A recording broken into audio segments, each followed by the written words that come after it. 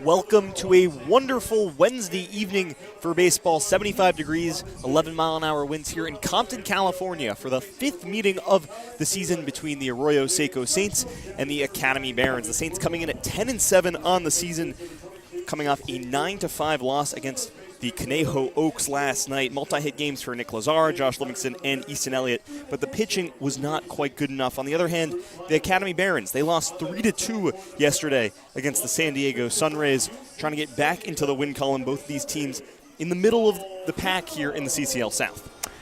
Yeah, and this is a Academy Barons team that's lost 6 of their last 7 games, including 2 to the Saints. We had the 18-1 win in Pasadena, trying to right the wrong, and they also lost 9-3 here as well. And this is a Saints team that's kind of just been teetering up and down with wins and losses, but looking to get back on track. But a tough matchup against a southpaw with 6 of the 9 hitters being left-handed. Yeah, it'll be 2 pitchers today, one for the Saints, one for the Barons. Both of them have not played as a starter yet this season. Joel Tornero for this Academy Barons squad, and for the Saints, they'll be rolling out Brady Nelson. Yeah, and Brady Nelson last played against these Barons, went 2 innings allowing just 1 hit, 1 strikeout, and a walk. And this is a guy with an opponent batting average of 190, has yet to give up an earned run this season, but with a whip at 117. Looking to provide some more bulk innings. Has pitched 2 innings in each of his 3 appearances. Maybe we see 3 to 4 as we ramp up. The Saints will roll out Jacob Shart, the center fielder, will lead things off tonight. Easton Elliott behind him, Nick Lazara in the 3-hole, Josh Livingston DHing today, Lopez at third base, batting in the 5-hole, Ray Bermudez, Eli Watson, Ryan Scott, and Tyler Gordon rounding things off. Any interesting notes about that lineup, Evan?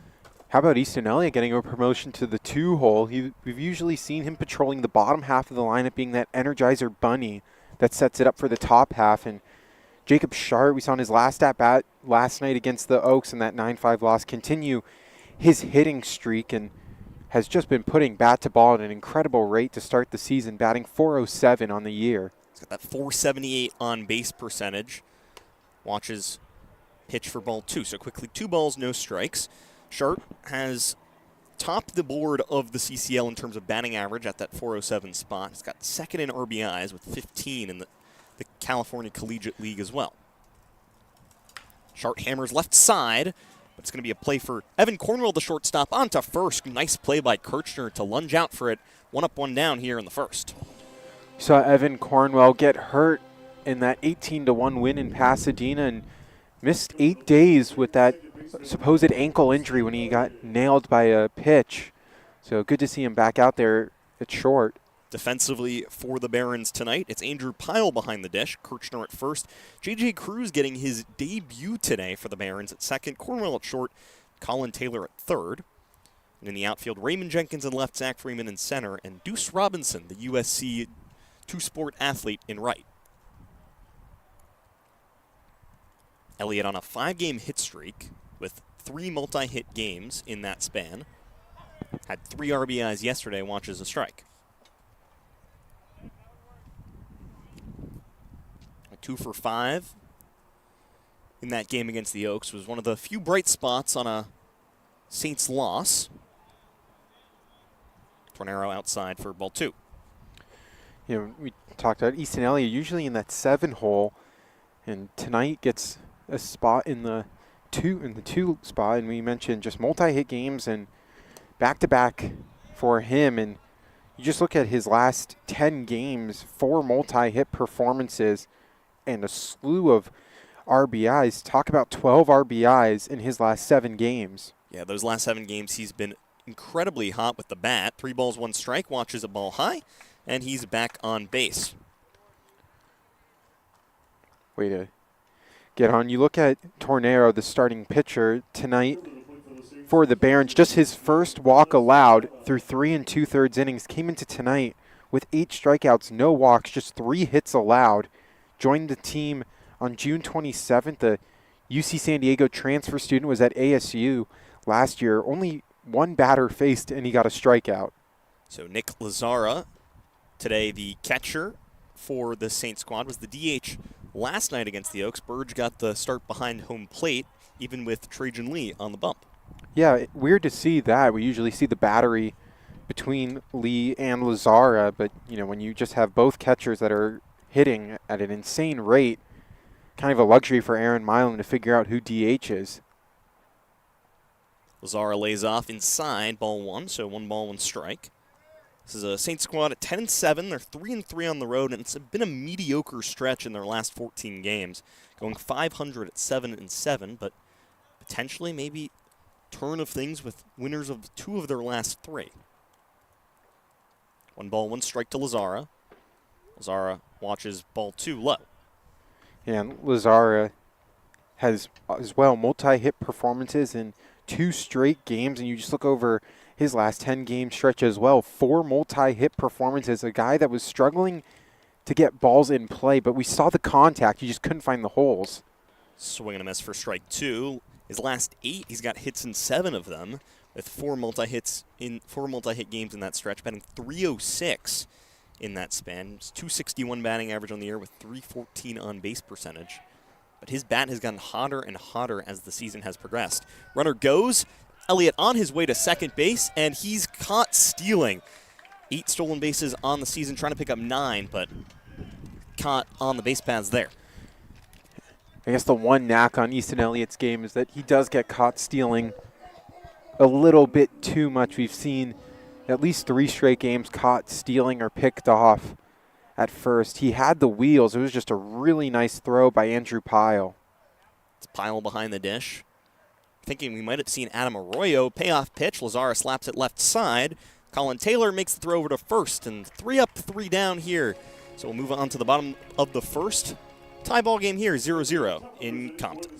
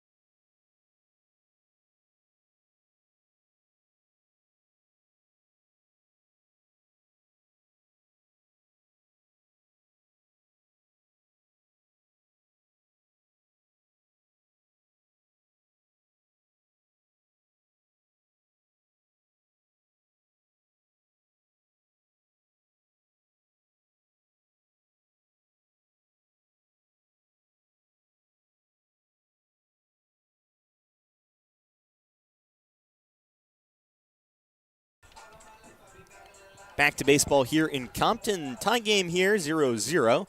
After Saints went down in order 1-2-3, although Easton Elliott did get on base. He was caught stealing, so only 3 batters for the Saints in the top half of the inning.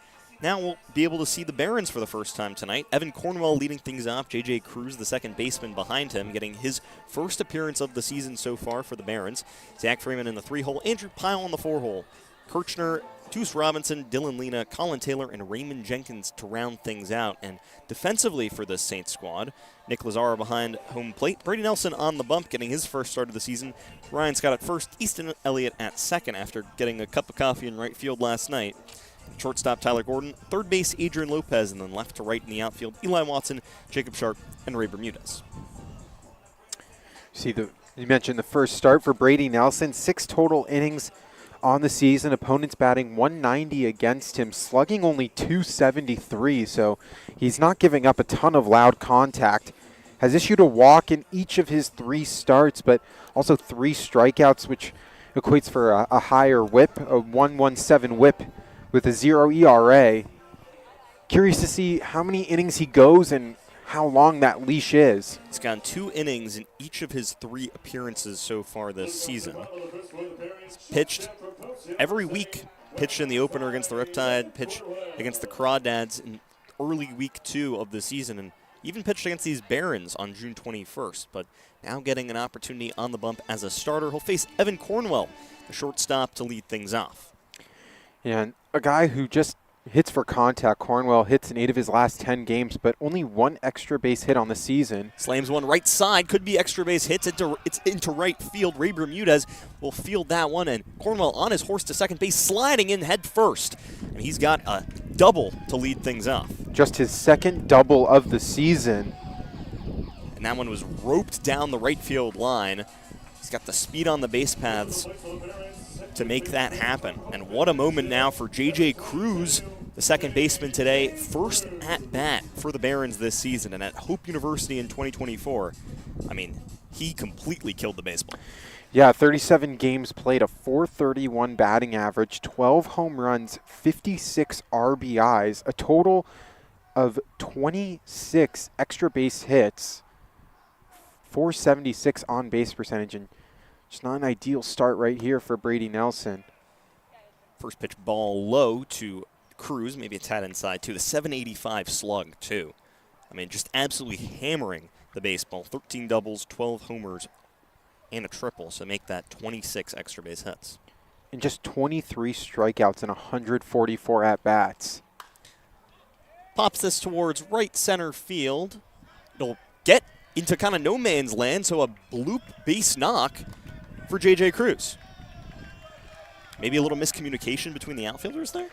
Outfield is playing deep, just given the power of J.J. Cruz. It's hard to do a scouting report on a guy that's just making his first at-bat, and you saw Jacob Sharp really playing deep center, Ray Bermudez playing deep right, and the ball just found that hole. So now runners at the corners and nobody out.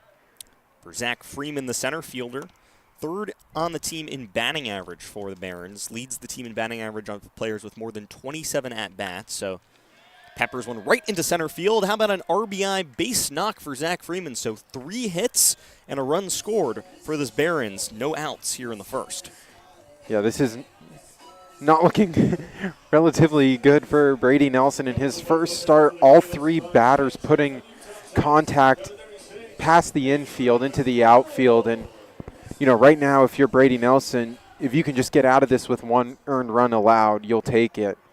So runners on first and second. Freeman, the RBI single to break the deadlock here in the first. J.J. Cruz on second base, and it'll be Andrew Pyle, the catcher, in his first at-bat tonight. First pitch strike from Nelson went off speed there. Pyle's hitting a hot bat right now. 4-game hit streaks, got RBIs in back-to-back contests. The on-base percentage has climbed about 45 points in his past 4 appearances, batting .276 on the season. Fouls one back for strike 2. Only 2 walks through 7 games as well. So this is a guy that's either putting bat to ball or he's not even striking out a ton either. So just if he's not getting a hit, it's usually just a fly out or a ground out. Averaging just 1 strikeout per game in his past 4 appearances, batting. No balls, 2 strikes from Nelson. Just a tad outside for ball 1. Good take by Pyle. Pyle, that .276 batting average, .323 on base percentage, still searching for his first extra base hit of the season. Yeah, hence the .599 OPS. Nelson checks back on second. That's Cruz over there. Guns the 1-2. This one's popped up. It's going to be Lazaro kind of swinging over, but that one out of play behind the Saints dugout. You really need a strikeout or a ground out here. If you're Brady Nelson, just throw something low, try to get a ground ball, double play scenario, or get maybe Pyle to chase on that off speed. Pyle does have strikeouts in 4 of his last 5 games. This would be a big time for Nelson to make that 5 of his last 6. 1 ball, 2 strikes.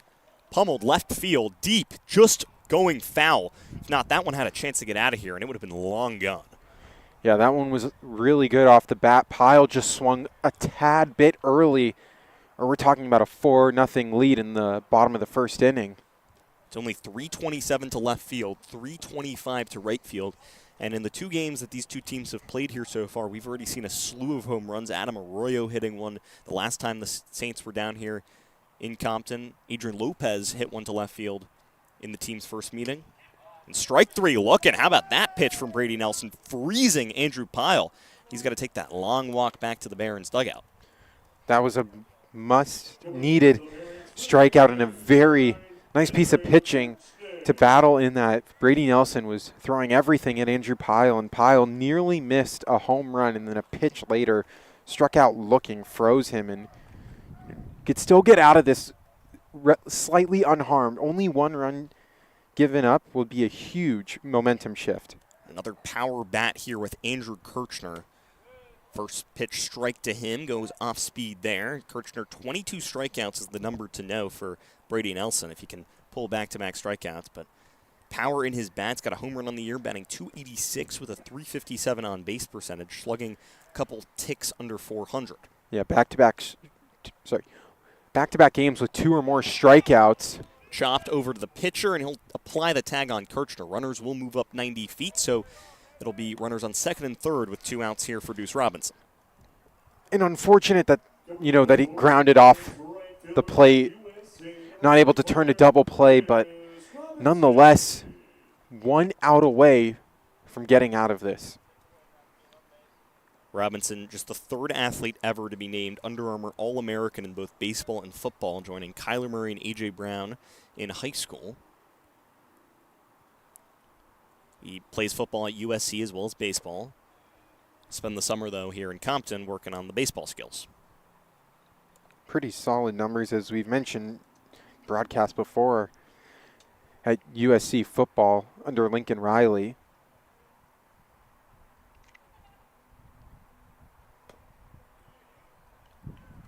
Two balls, no strikes to Robinson. It's just 1 for 12 in his last 3 games. A little bit of a struggle for him. And at 6'6", 225, you might expect some power in his bat, but only 2 extra base hits on the season.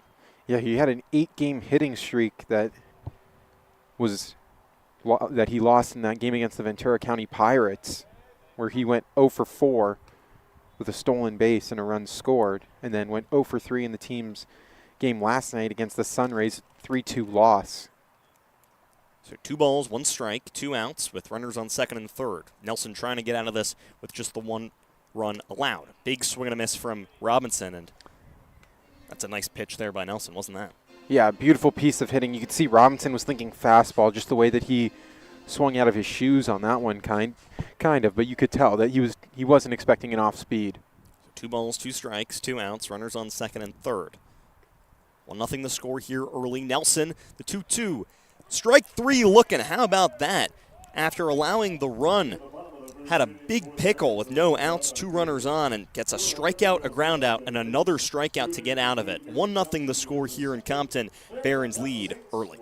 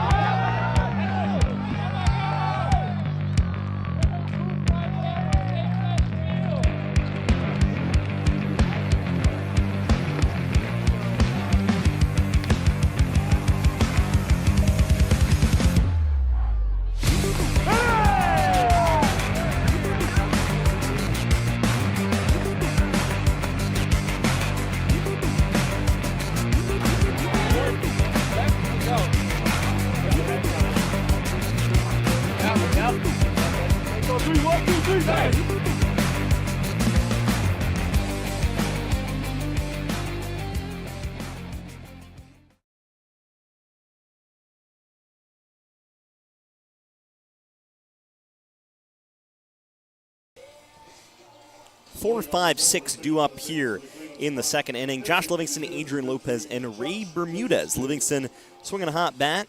He's got 3-game RBI streak with RBIs in 6 of his last 7.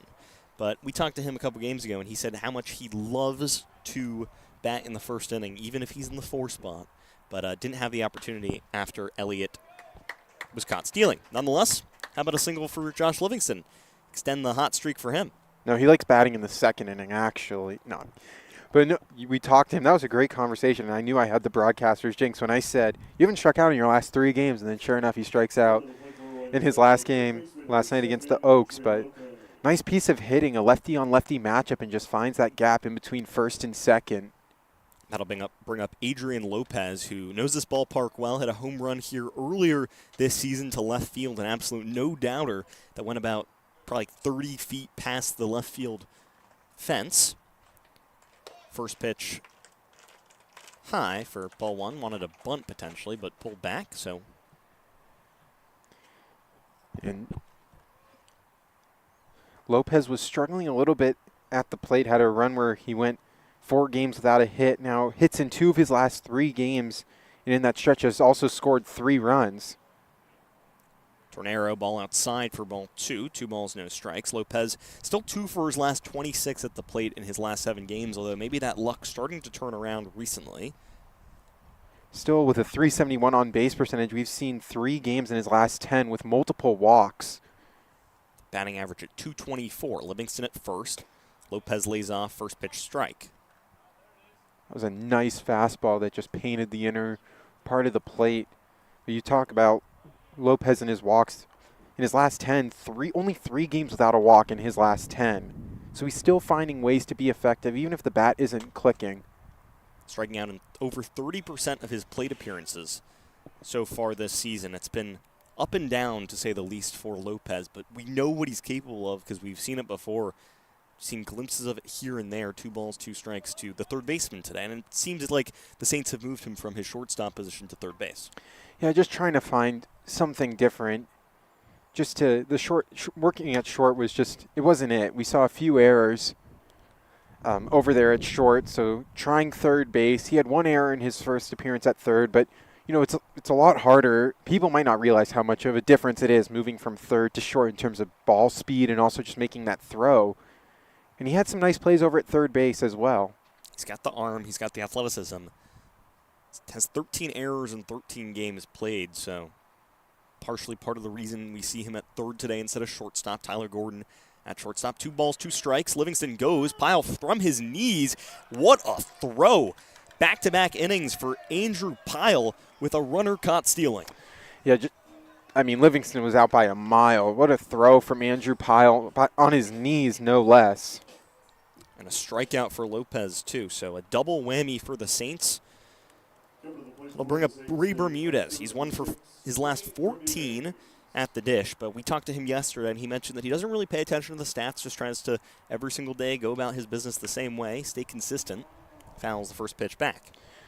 Now you wonder with Pyle catching 2 guys stealing, how aggressive is Aaron Milam the rest of this game? Because, obviously it's still early. You're only down by 1, but these are valuable base runners that you're just giving up right now with the Barons. Bermudez gets hit back of his shoulder, so reaches base. Is that another broadcaster jinx that I asked him last night? What is it like after you get hit by a pitch? It very well could be, and that'll bring up the left fielder today for Eli Watson, batting now .316 on the season with a .500 on-base percentage, slugging .474. And it's been his last 5 appearances that he has absolutely hammered the baseball, batting .429, then .579 on-base percentage in that span, with a pair of extra base hits, 7 RBIs. This is a completely different player that we're talking about now than we were a week ago.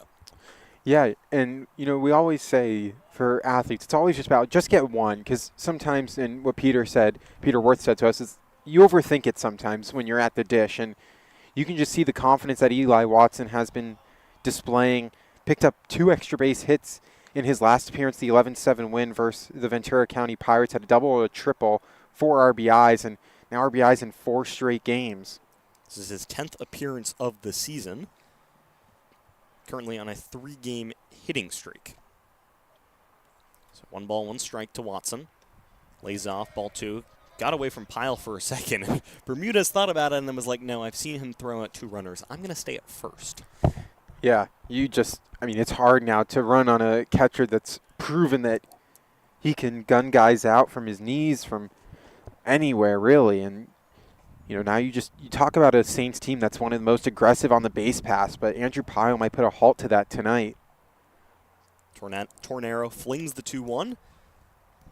Just off the edge for ball 3. Nice take from Eli Watson. You see, 2 of his last 3 games, 3 runs scored. 7 runs scored in his last 3 games, 9 total on the season. He's finding ways to be productive. He said his approach at the plate is just to try and hit it over the shortstop and works a walk here. So after the caught stealing to Livingston and the strikeout to Lopez, the Saints have reached base in back-to-back at-bats via a free pass. Yeah, and for Tornero, a guy coming into tonight, 3 1/3 innings pitched, 8 strikeouts to no walks, 3 hits allowed, and we see the stat line so far, 2 walks, a hit, and a hit by pitch. Has registered 1 strikeout, and that was on Lopez via looking, but you see in his first start, the Saints are still working him pretty well. We've been wondering when the breakout moment is for Ryan Scott. Could it be now? With 2 on, 2 out, Scott lays off. Ball 1 in the dirt. Scott batting just about 100 on the season with a .340 on-base percentage, though. That's the impressive stat. Walking in over 20% of his plate appearances, but the strikeouts in nearly 30% have really hampered him. Yeah, he's struck out 14 times in 34 at-bats. The 118 batting average, but a .333 on base percentage. You just see his walk totals as well. Has had multi-walk games in 3 of his last 10. Last 2 games 0 for 8 with 1 strikeout and a hit by pitch or run scored, but just trying to find his groove. 1 ball, no strikes. Scott lays off. This one outside. So 2 balls, no strikes, and it's Watson at first. Bermudez at second. Bermudez reached base given the hit by pitch. Watson scampering onto first with a 5-pitch walk. And it's not like Ryan Scott is putting bad balls in play. I'd like to say he's getting incredibly unlucky. I know you've mentioned it as well. He's making loud contact. Chopped right back towards up the middle. Nice play from Evan Cornwell to give it to J.J. Cruz at second. So Saints strand 2, still 1-0 here, headed to the bottom of the second here in Compton.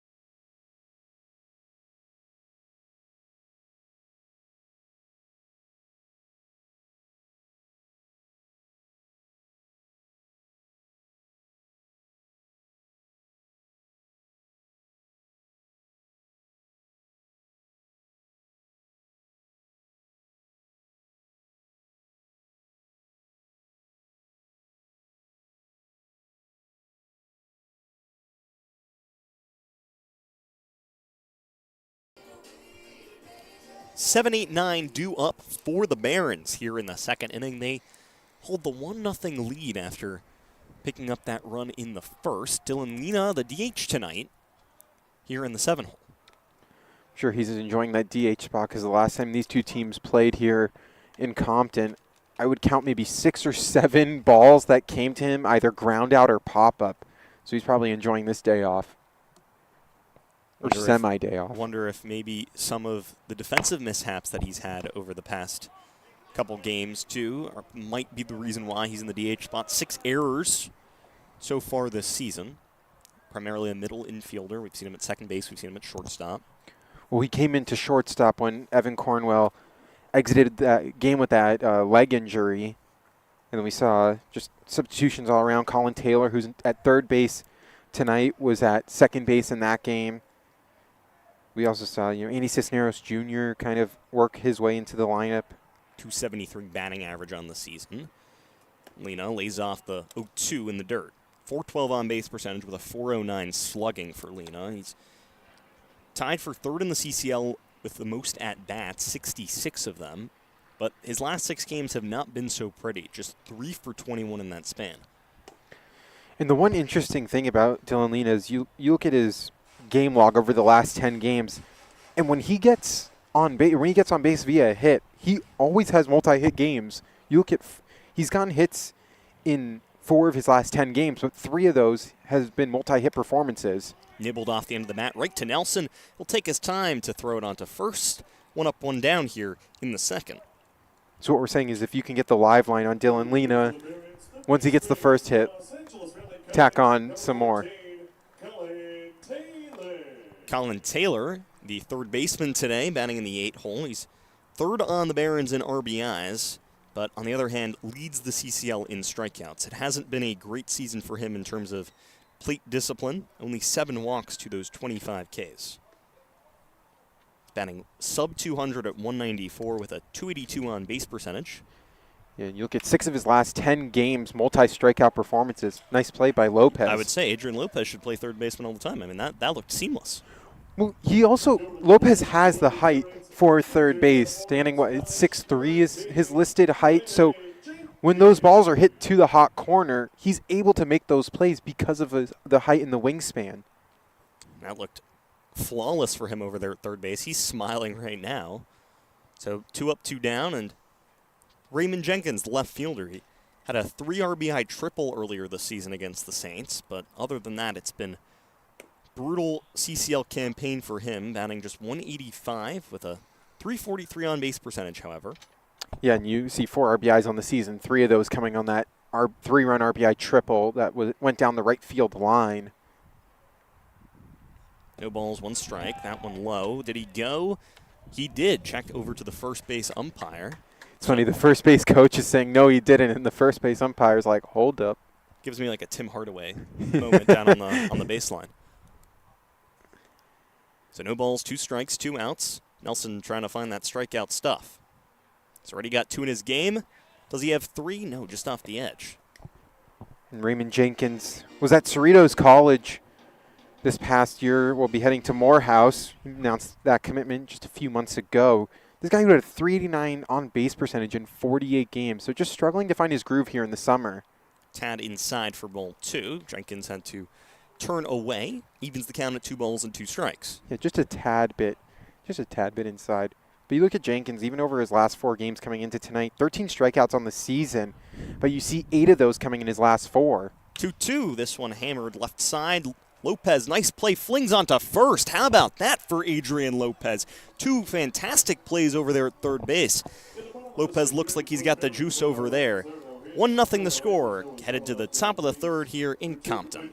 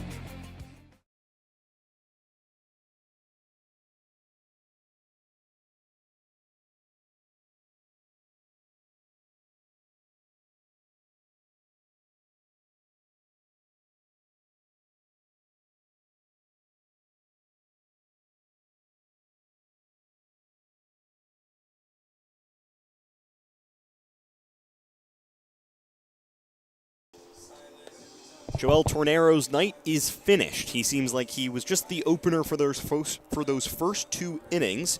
Went 2 innings, allowed 1 hit, 2 walks, and a hit by pitch, but did not surrender a run. It'll be Miles Hughes, who the Saints have already seen this season back on June 25th, where he pitched an inning, the 9th inning, in a Saints 9-3 win here in Compton. Had a walk and 2 strikeouts, facing 5 batters in that one. Hughes, 5.40 ERA with 6 2/3 innings, 9 strikeouts, and 7 walks.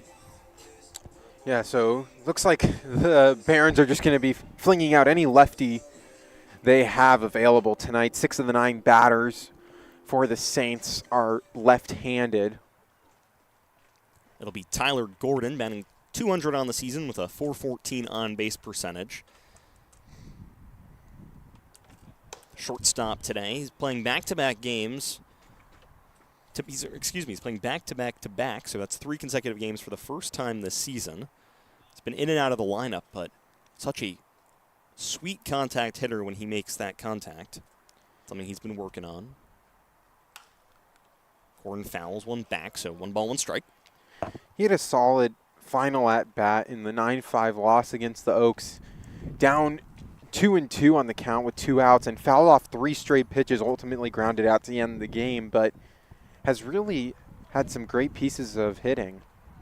1 ball, 1 strike. Gordon watches it for another ball. He's went 1 for 4 yesterday with an RBI, a walk. He's got hits in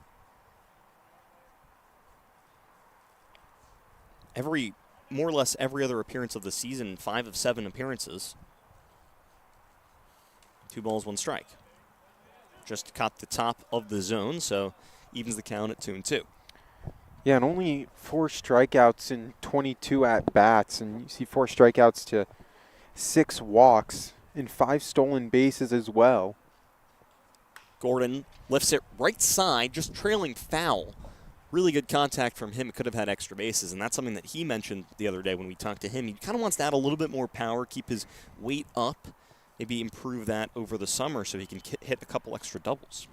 That was maybe, call it 3 feet off just the foul line. Early. You're talking about a runner on second, nobody out for Jacob Shart. Last time Shart was in Compton, he had himself a career game for the Saints. As Gordon pops 1 back and foul. Making a nice chase at that one was Colin Taylor, but the ball just over the back of the Barons dugout. I didn't know if he was going to be like Spider-Man and just climb over I didn't know if the he dugout. He might have had to hit the double jump.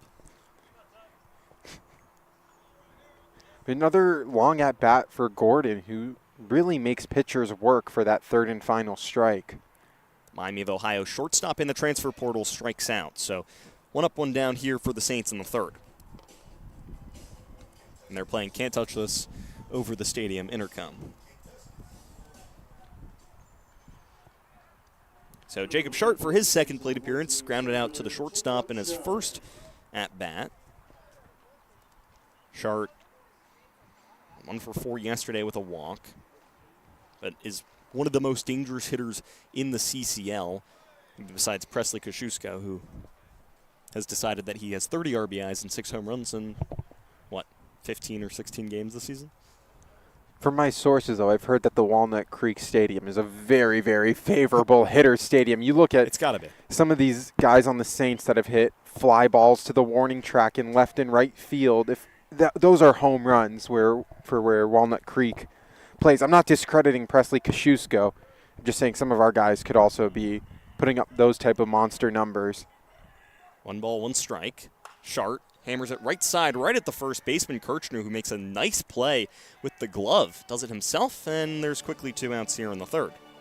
Yeah, that was a nice piece of hitting by Jacob Shart, just right into the glove of Kirchner, who made a really nice play over there at first base.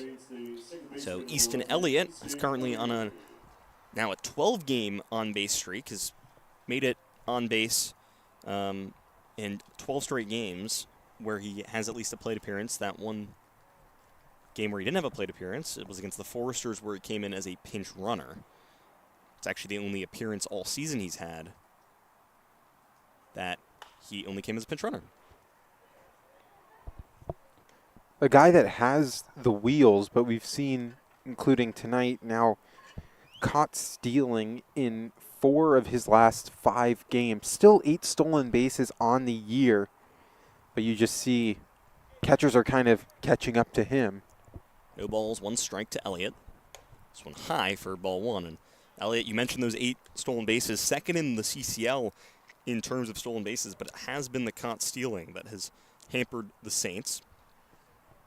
Batting .393 in his last 7 games, .469 on base percentage, .464 slugging. It's been an incredible streak for him. Elliott looks like he went on that check swing, so 1 ball, 2 strikes. Tried to hold back as much as he could, but just went a little too much over the plate. And quickly, only an RBI behind Jacob Shart for the lead on the Saints squad. 14 RBIs, strike 3 looking. How about that for Miles Hughes? A 1-2-3 inning, picks up 2 strikeouts and keeps the Saints off the scoreboard for the 3rd straight inning. To the bottom of the 3rd we go here in Compton. 1-0 the score, Barons on top.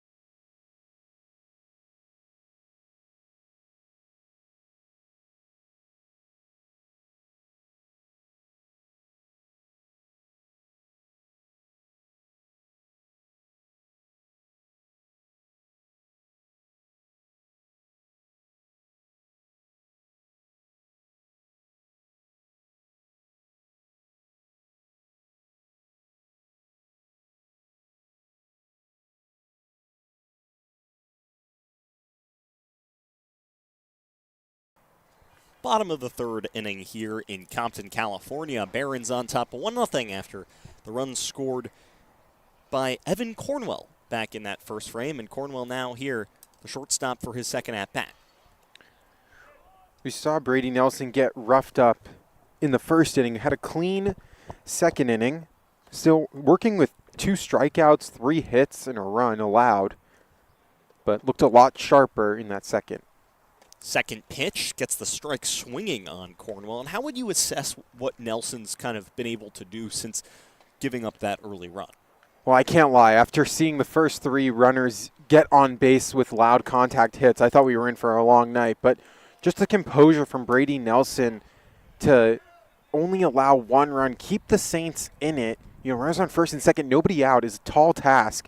And just the way he was able to handle it, get out of it, and then respond the same way in the 2nd inning with continuing on that momentum, you know, giving the Saints a chance. Cornwell belts this one to right center field. Shart tracking it in the sun and makes the grab in right center.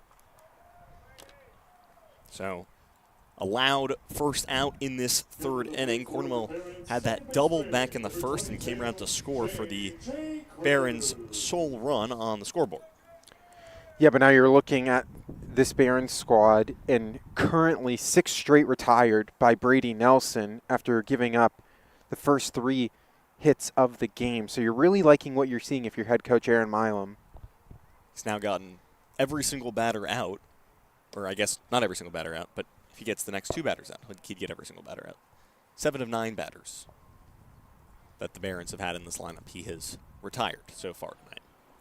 Cruz is not one of them. He singled back in the 1st, got Cornwell all the way to third base, and then the Zach Freeman RBI single allowed Cornwell to scamper on home. Yeah, and you saw Jacob Sharp and Ray Bermudez playing J.J. Cruz deep, just given the power that was probably in the scouting report from Hope International, and just found that hole in between second and center. Bermudez is quite deep in right field just now. Yeah, he's not that far off from the warning track. 3 balls, no strikes, though, to Cruz. Had the .431 batting average at Hope International last year with those 12 homers and 65 RBIs. Beautiful off-speed pitch in there for strike one. And I like how Nelson didn't throw him that cheap 3-0 fastball, see if he'll get the green light or not. You know, still wants to attack Cruz. With only 1 out and a 1-run deficit, you don't need to throw that pitch. Gets Cruz swinging there, making him look silly pulling the string on that breaking ball. Yeah, and you wonder, you know, maybe Cruz was thinking fastball on a 3-1, just how early he came off on that swing. And Nelson went back to the off-speed. So back-to-back off-speed pitches, payoff pitch from Nelson. Hard hit through the right side of the infield for a base knock. And how about that for J.J. Cruz? A hot start to his campaign with the Barons, now 2 for 2 here in the first 3 innings. And you'll take it if you're Brady Nelson. With such a dangerous hitter in J.J. Cruz, you'll live with the singles. Cruz now back-to-back singles, has reached base in his first 2 at-bats, and it's Zach Freeman who is 4th on the team in RBIs, coming into tonight with 8, but now up to 9 RBIs. He's got that 300 batting average. It's only going to climb higher after the RBI single to lead things off. Freeman lifts one left side. Foul. It's really been since the 5-game hit streak that he snapped against the Saints on June 25th in Compton. He hasn't quite had the same effect. Coming tonight, 2 for 15 since in that span, and 4 strikeouts, 2 walks. The batting average has shrunk from 356 to 300, but he shook that off in the first inning with that RBI knock. Yeah, we see played the Saints in that kind of quote-unquote back-to-back stretch where they had the 18-1 loss and the 9-3 loss. He walked and struck out in both of those games, but just went 1 for 7 with a single. The OPS still at 882. This ball hammered left field, fairly deep, but quite easy for Eli Watson. Stays up for him, so 2 down here in the third. Nice track by Eli Watson out there and left. That ball was really crushed off the bat, and you just see Watson tracked it down immediately, got himself in position. I'll bring up Andrew Pyle, the catcher. He's already made 2 beautiful throws from behind home plate to snag out 2 Saints base runners. Pyle struck out looking back in the first inning, the first out that Nelson recorded on the 4th batter he faced. Lazar's going to check back at first, but Cruz back in time. J.J. Cruz really has given this Barons squad an injection of life, an offense that's in the bottom half of the CCL in most offensive categories in terms of batting average, on base percentage, and slugging. So far, 2 for 2 today. Yeah, this is a guy that pitchers are going to have to think about consistently as we see, 2 throwdowns to check on Cruz, but slotting him in that 3-4 spot, it brings life to that 5-6, and you wonder if the Barons now switch up where they maybe throw in another power hitter at the 4 spot and you leave Cruz at the 3 just to find someone to bring him home because you know he's going to get on base. Pyle pops one over to Easton Elliott at second base. Elliott gloves it for the 3rd and final out of the inning. So the Barons strand 1 on base. Still 1-0 here, headed to the 4th in Compton.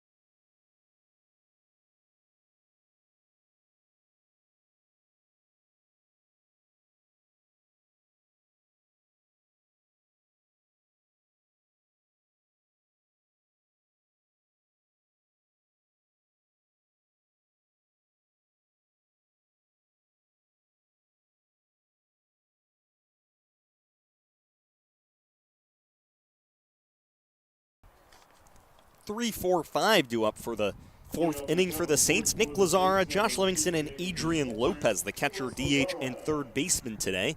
Lazara, first time up in the first inning. He grounded out to third base. It's Miles Hughes back on the bump for his second inning of work here in the fourth.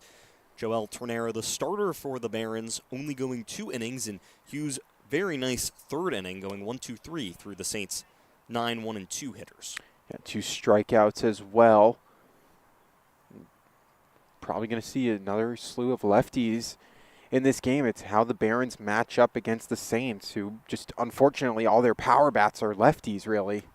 Zara swings through second pitch from Miles Hughes, quickly behind the count. No balls, 2 strikes. Lazara, obviously an anomaly in the lineup just because he's a switch hitter. But you see Livingston a lefty, Lopez a righty, but Bermudez, Watson, like all these guys, just power hitters, have not a lot of righties to the lefties. Zara slaps one foul, stays alive in the count. Still no balls, 2 strikes. Lazara had that 2-hit game yesterday with the 2 extra base hits, the 2 doubles in his second and third at-bats against the Oaks yesterday. Was one of 3 Saints with multi-hit games, but the pitching yesterday for Arroyo Seco, not quite good enough. Lazara grounds one left side. Good play by Kirchner to scoop it in the dirt. The throw from Colin Taylor a tad off the mark. So 2 at-bats, 2 groundouts to Colin Taylor. So just nice pieces of hitting, just unable to elevate the ball. Josh Livingston, the DH, getting his second crack, singled back in the second, then was caught stealing by a mile from Andrew Pyle, the backstop tonight. Livingston, this is his 4th game so far against the Academy Barons this season, batting .250 with a .357 on-base percentage coming against the Barons in the 3 games prior to tonight. This will be his 16th plate appearance against the Barons this season. Really feels like Livingston's come into his own of late, though, in terms of the 8-game on-base streak. Has picked up hits in every single game this year except the 2 against the Santa Barbara Foresters. Clearly, there's something with Santa Barbara that he doesn't quite mix with. Yeah, you know, every guy has a team that they just can't seem to solve. And for Livingston, that's the Santa Barbara Foresters. Thankfully, this game's against the Academy Barons. We saw a nice single into right field that was loud contact off the bat. He's got 4 multi-hit games in his last 6. Watches a strike on the outer half. In that span over that last 6 games, batting .500 with a .600 on-base percentage, a .900 slug in the 25 plate appearances prior to tonight. And you also see 10 strikeouts to 9 walks, so nice ratio as well.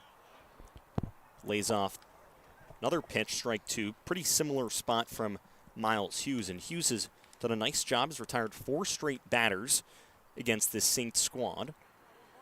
The one interesting thing I see, just, 2 straight fastballs on the outer half, but everyone's playing him to pull. If Livingston just makes contact with those swings, he can get a double. 2 balls, 2 strikes. Livingston lays off, and that's the 3rd strikeout of the evening for Miles Hughes, continuing to add to the K meter.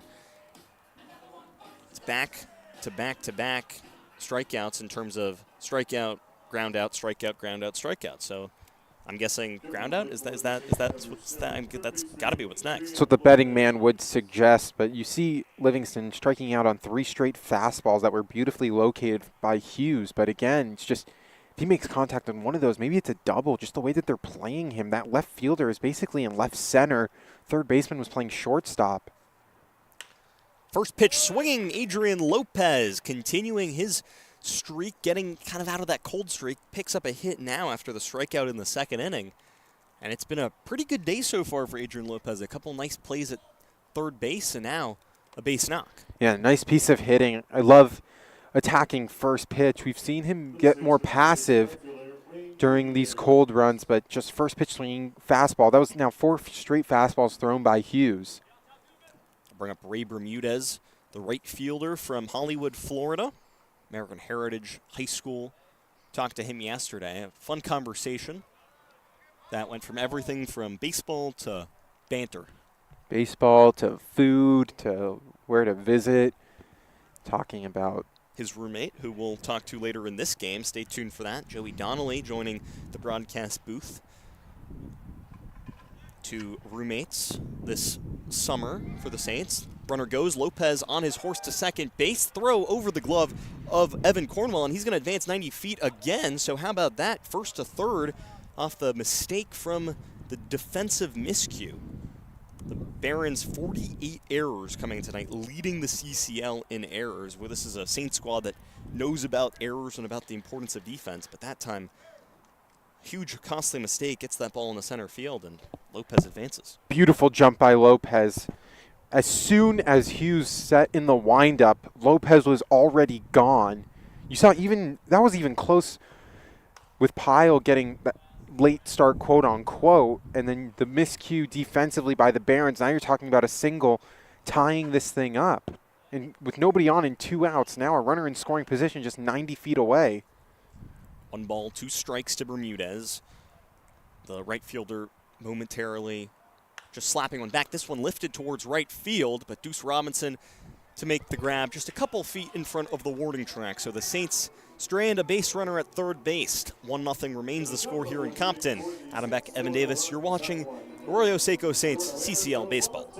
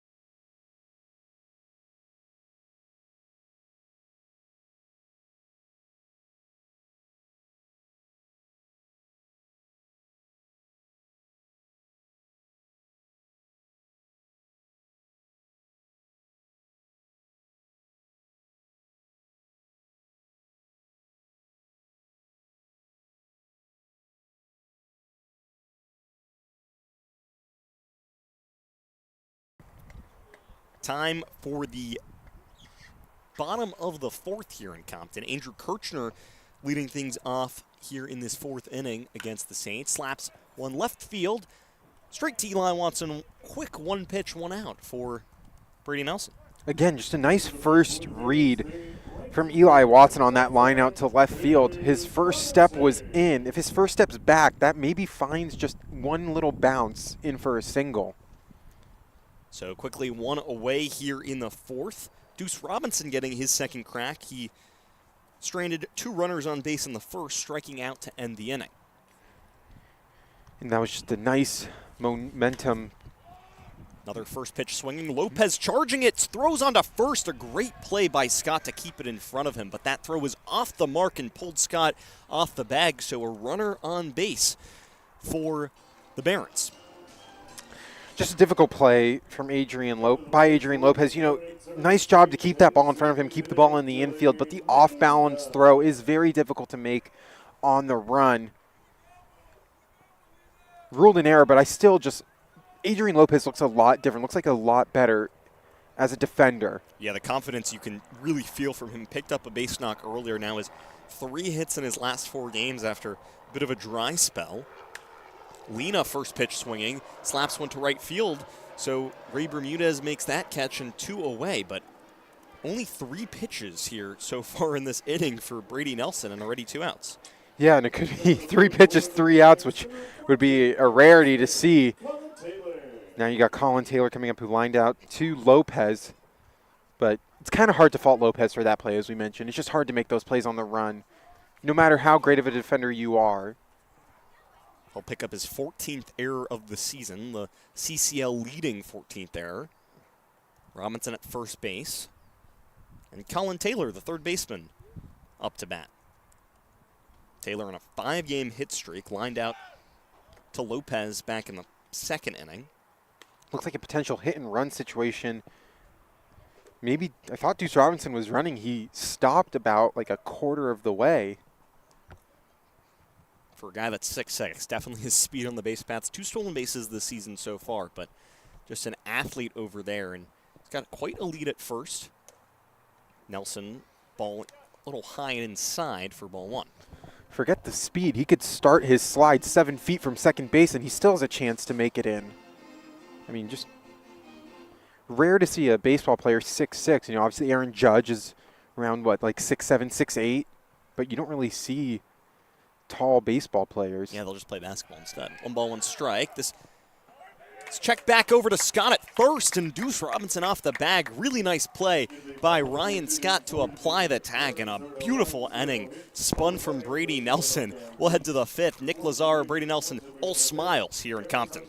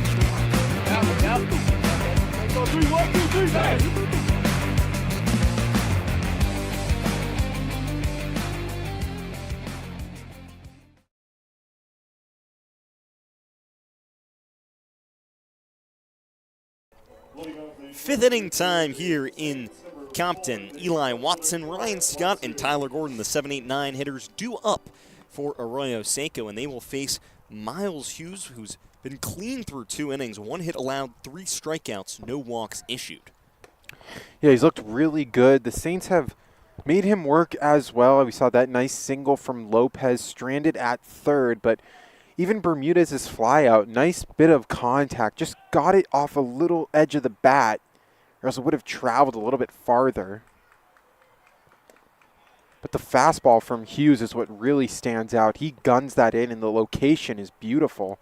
1 ball, 1 strike. Hughes, the longest he's gone this season, it's 2 innings earlier this year against the Sun Rays. Then out here would go through 2 1/3. 1 ball, 1 strike. Watson lays off. The check down to third base umpire. He did not go. That was very close, and you just see the way that Hughes is able to work that fastball. It gets the guys thinking, and then fools him with the off speed, but Watson gets the benefit of the doubt.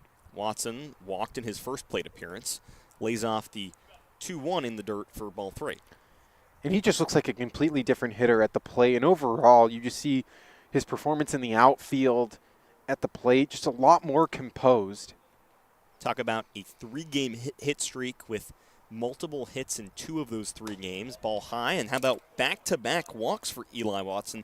The on-base percentage at .500 coming into tonight, only continuing to climb. Yeah, .520, and now 2 walks in 2 at-bats, just finding ways to get on base. We see, him patrolling the 7 spot, kind of switching places, if you will, with Easton Elliott in terms of just getting guys on base in the bottom half of the lineup, set the table for the top. Scott stranded 2 runners on base in the second, grounding out to shortstop. back in that inning. That was the last out that Joel Tornero, the starter for the Barons, picked up. Tornero only went 2 innings with a hit allowed, 2 walks, no strikeouts, and a hit by pitch.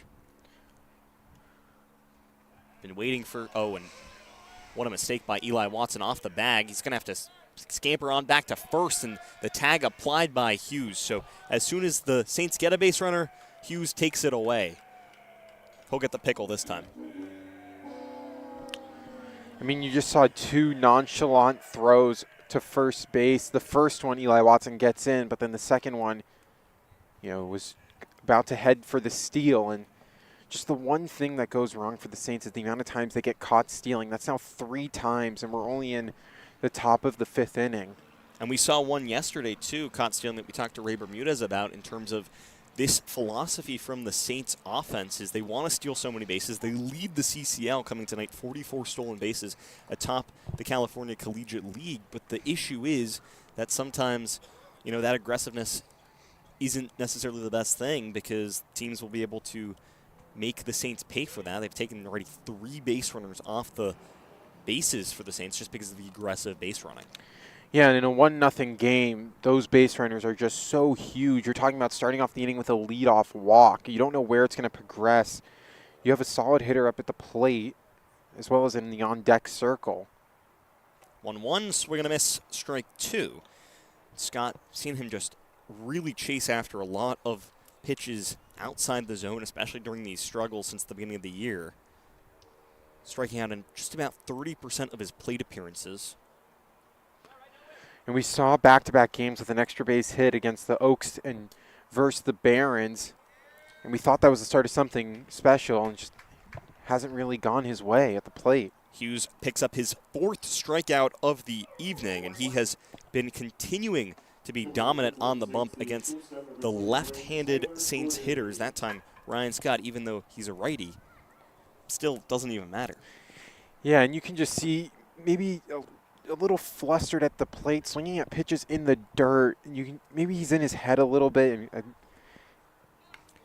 Gordon goes down to bunt, lays a beauty. This is going to be attempt to be barehanded, but just a soft throw from Colin Taylor charging in, and Tyler Gordon aboard on a bunt down the third base line. And sometimes when your bat isn't necessarily as hot as you'd like, you've just got to find a way to get on base. And we saw in the Saints game last night, down 2, had a runner on first and second, if I'm not mistaken, and Gordon wanted to lay down that first pitch bunt down the third base line, and it just curled foul. You see him do it again. Obviously different situations, but nonetheless, another base runner. Shart, first pitch swinging, fouls one back, and Jacob Shart against these Barons has just been unbelievable so far this season, batting .471 with a .571 on base percentage, slugging .882 with a .1454 OPS. And 4 of those 5 extra base hits he's had against the Academy Barons happened last time these 2 teams met, just about a week ago. Slaps one right side, right into the glove of Andrew Kirchner, who dives out, taps his foot on the bag to end the inning. So the Saints strand 1, and Miles Hughes now through 3 really excellent innings. Has only allowed 2 hits, 4 strikeouts. Barons lead 1-0.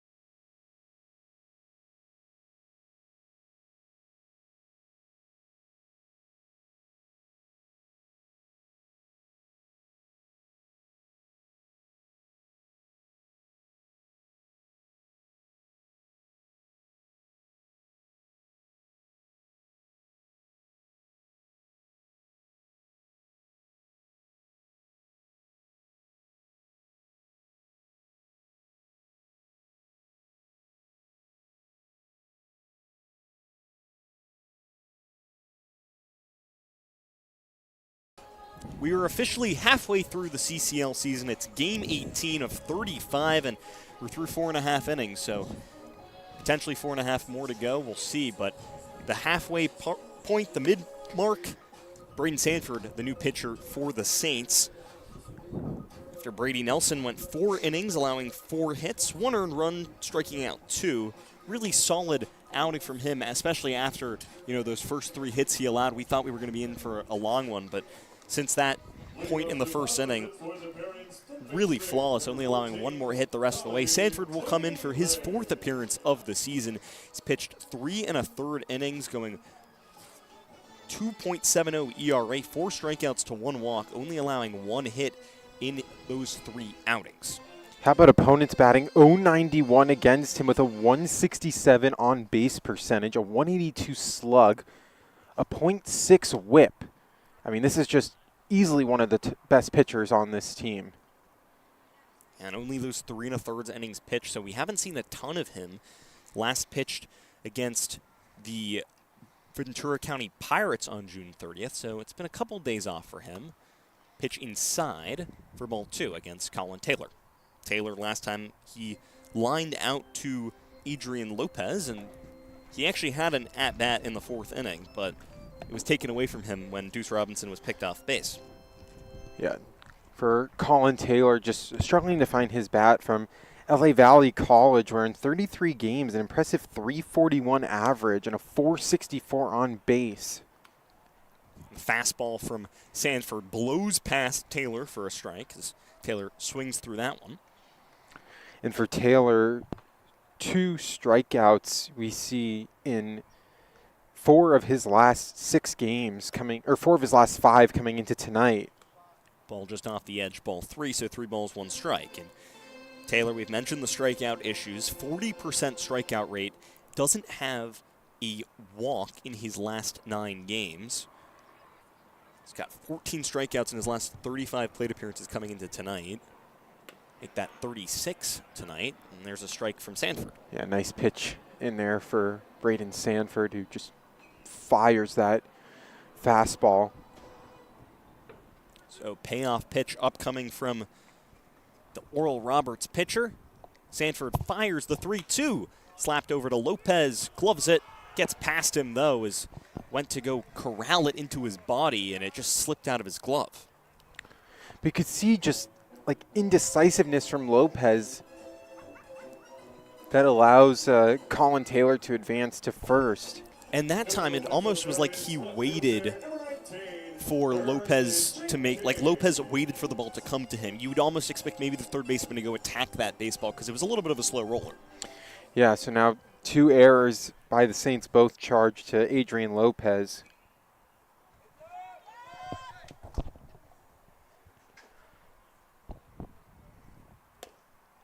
Raymond Jenkins getting his 2nd plate appearance, grounded out to third base last time he was up, the left fielder for the Barons tonight, batting in the 9-hole.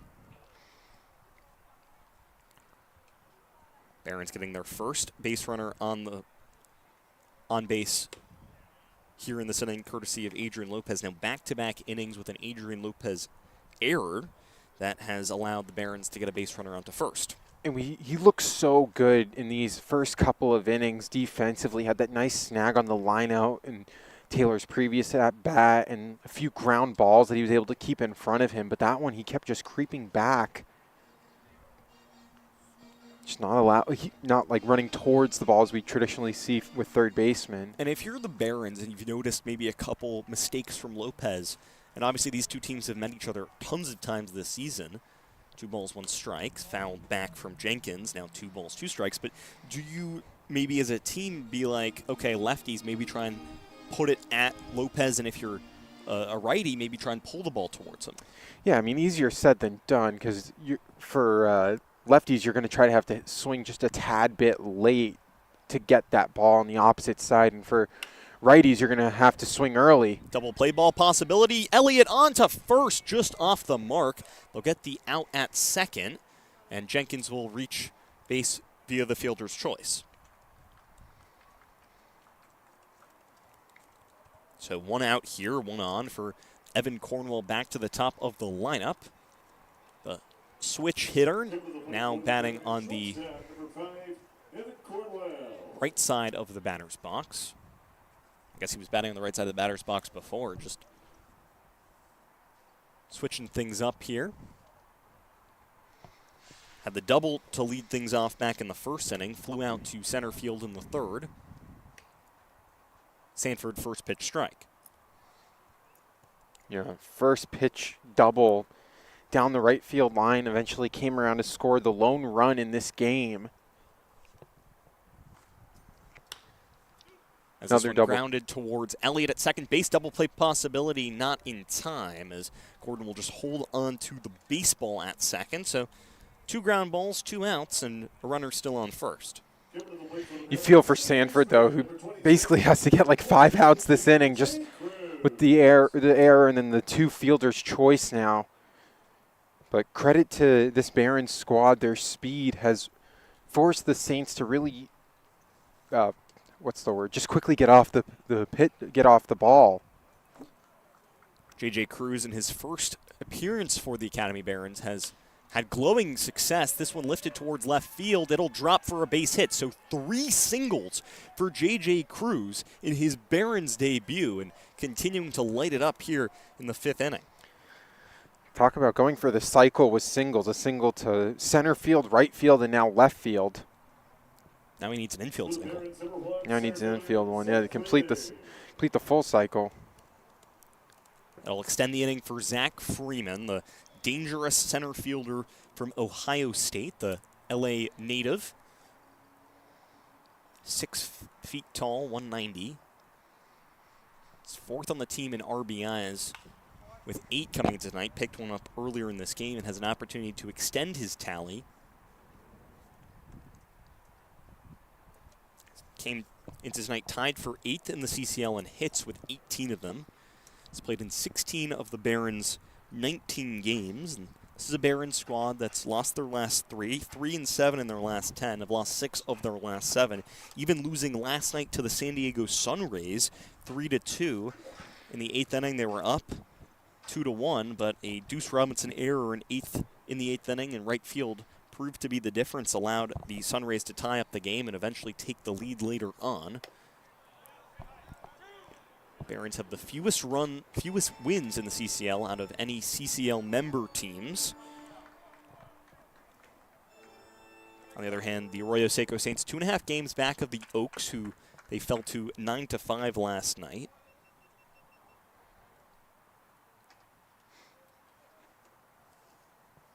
Swing and a miss from Zach Freeman, so really nice inning from Braden Sanford. Spins a couple of double play balls that don't fall, but really impressive stuff. Gets out of a 2-man jam, and we'll head to the 6th inning here in Compton. 1-0 Barons lead.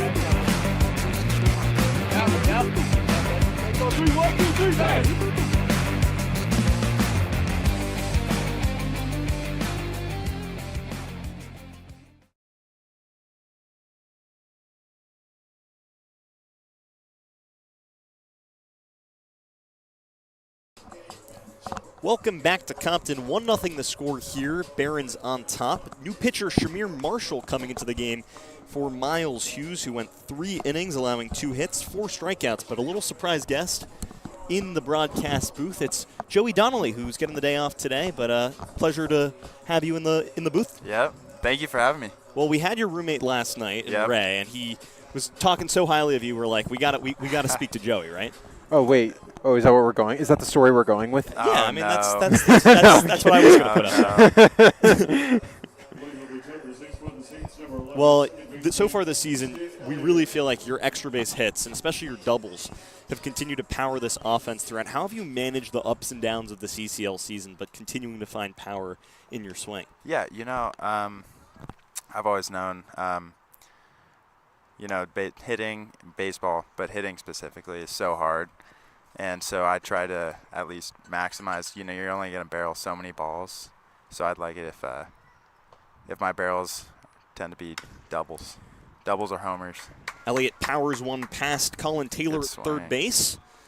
So leadoff man aboard for the Saints here in the 6th. We just saw Easton Elliott with that swing, 12 RBIs in his last 7 games. A guy who, came later from Oral Roberts, but just what about his impact in this lineup, leading or atop the leaderboard in stolen bases as well? Yeah, he has a knack for the clutch hits. I feel like every time we need a big knock when there's a bunch of runners on base, he's the guy up and he always gets it done. Now we have the Godfather, as everyone calls him. him. The Godfather.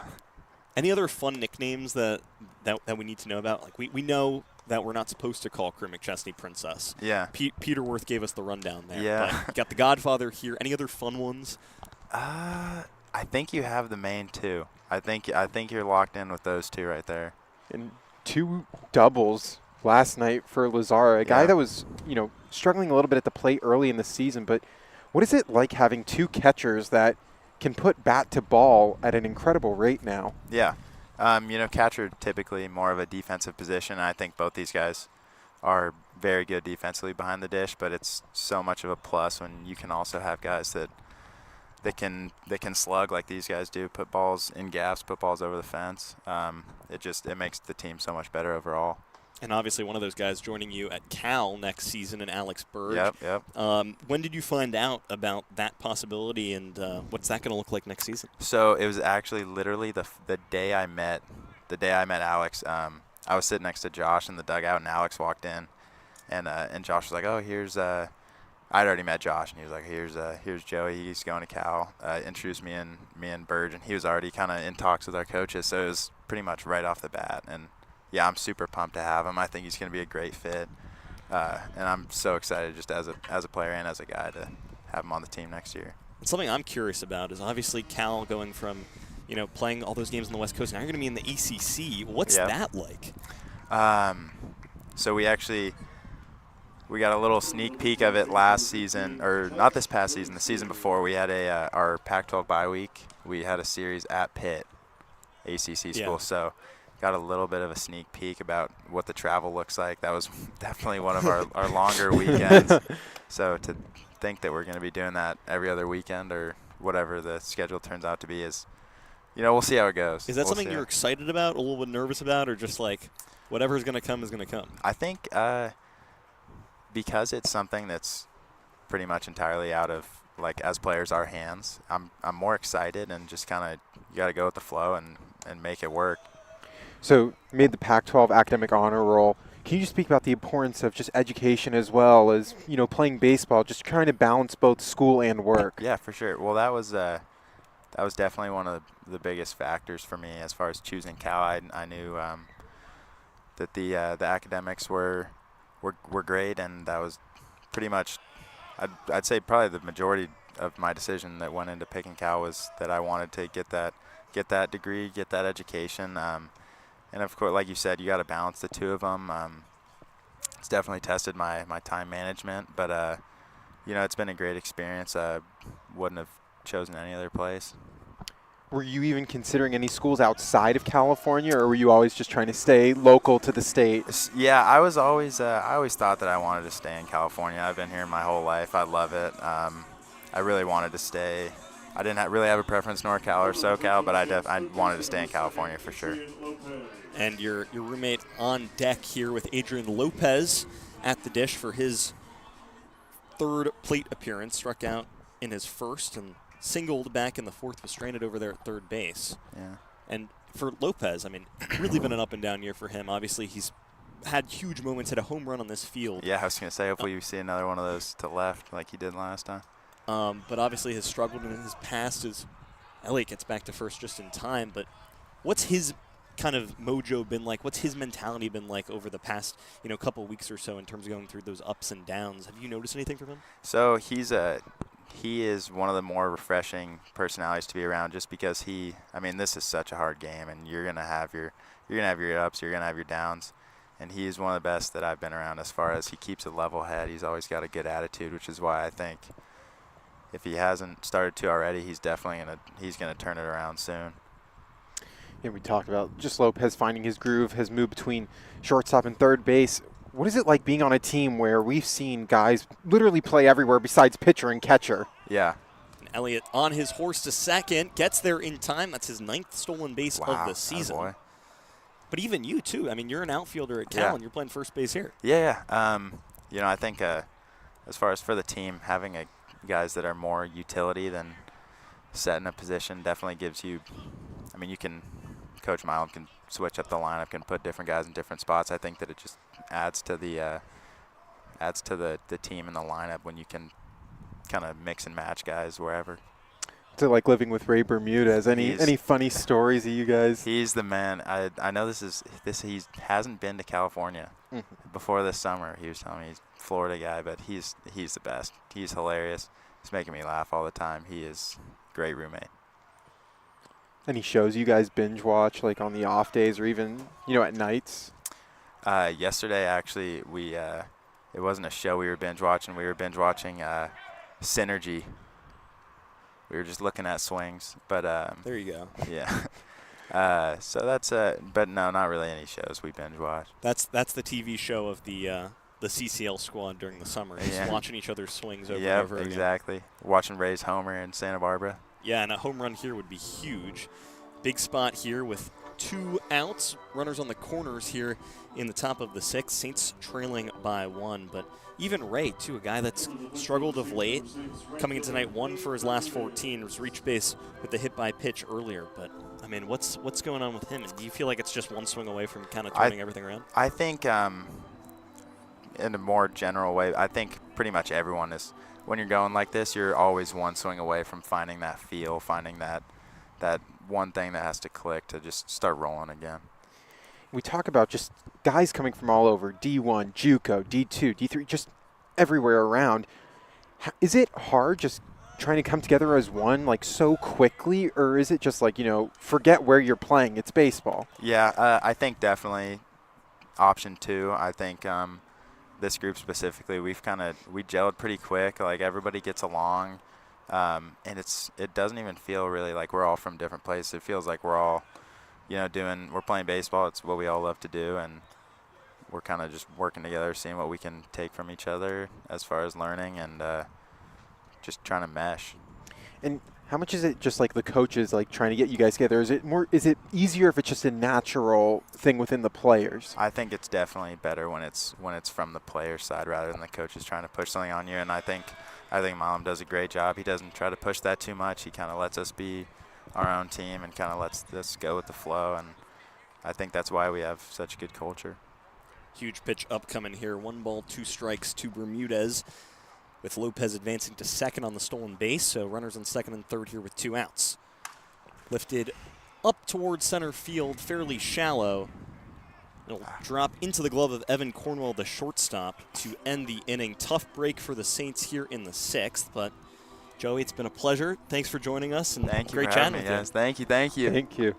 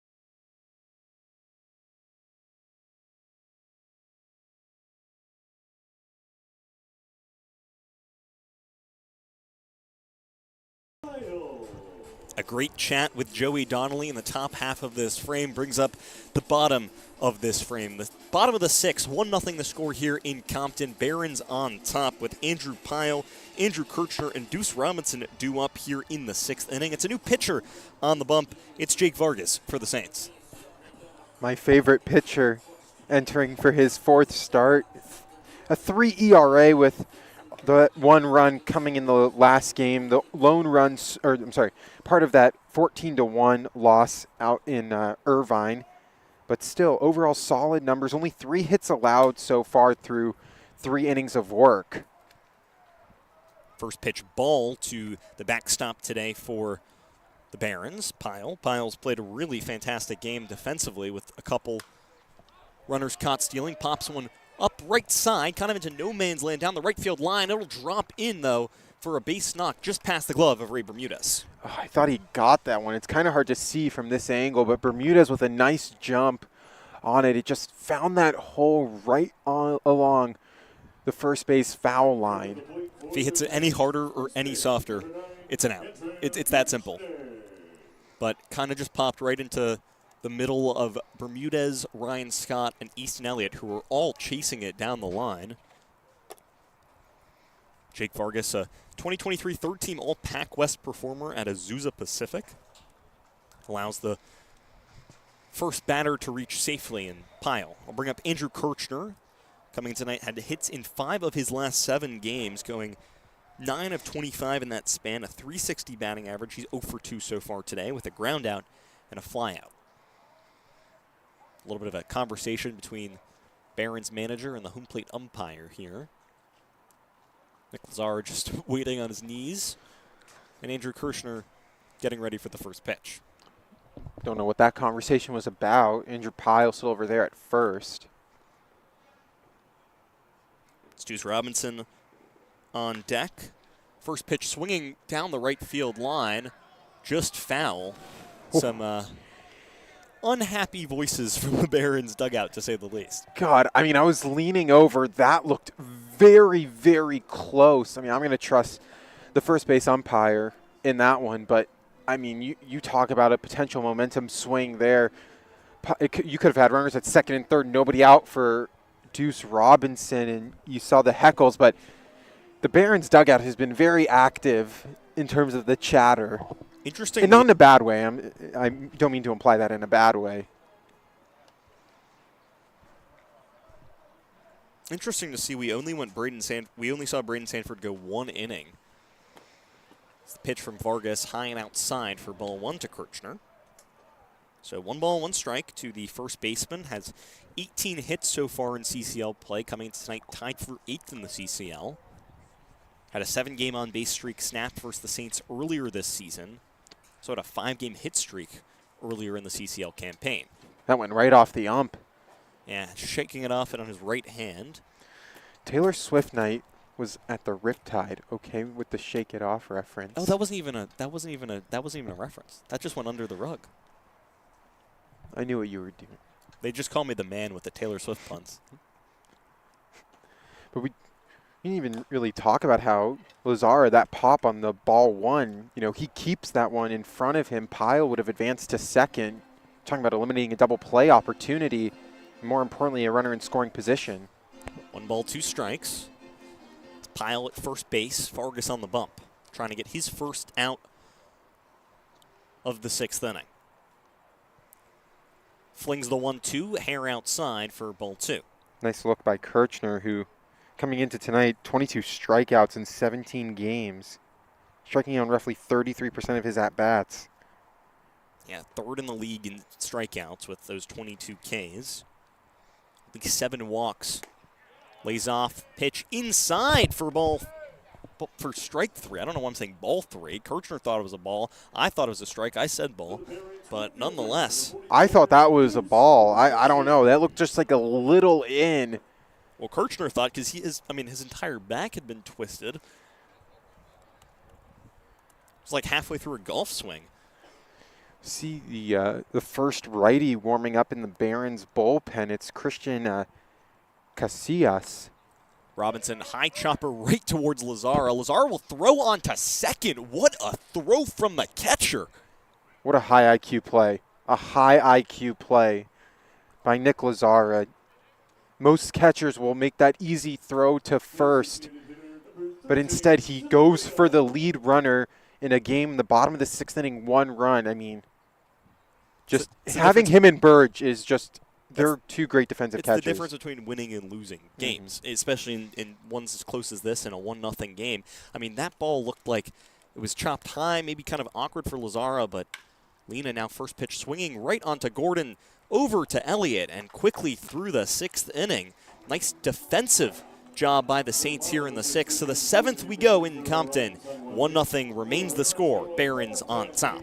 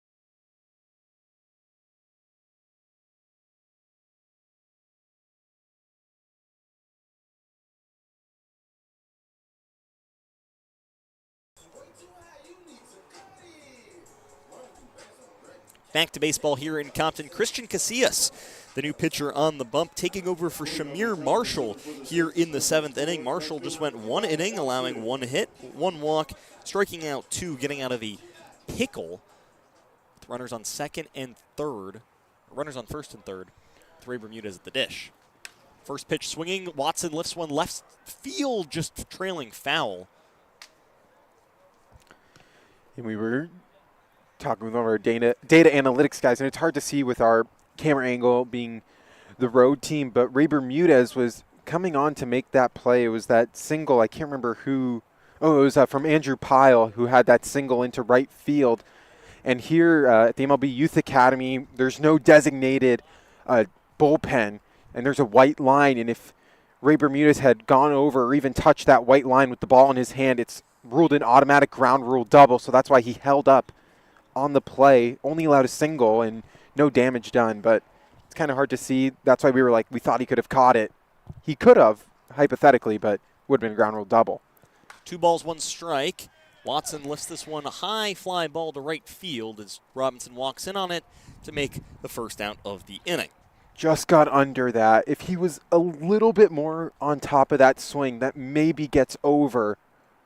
It's only, what is it, like 325 to right field, just a little bit under on that swing. But you still see nice pieces of hitting from Eli Watson. A lot to look forward to as the season progresses. He's quickly climbed the leaderboards in most of the statistical categories in terms of offensive ones for the Saints as Scott watches a first pitch ball. And talk about Ryan Scott, the first baseman today, continuing to struggle so far this season. We've seen him and Joey Donnelly both at first base. Today, Scott getting the start over there. That's why we got to talk to Joey just moments ago. Really fun chat with him. Lays off pitch inside for ball 2. And not uncommon between teams, but just the chemistry with this Saints squad. We've seen now numerous times when a player gets out, they immediately go to the guy on the on-deck circle, kind of give their own version of a scouting report. We've seen that a few times. Eli Watson just did that with Tyler Gordon, who's due up next in this inning. Scott Hopscotch is back for another ball inside. 0 for 2 today with a strikeout and a groundout. Groundout coming in the second inning that stranded 2 runners on bases to end the second frame. High chopper. Struck out last in the 5th. Lays off a 4-pitch walk for Ryan Scott. Reaches base for the first time tonight.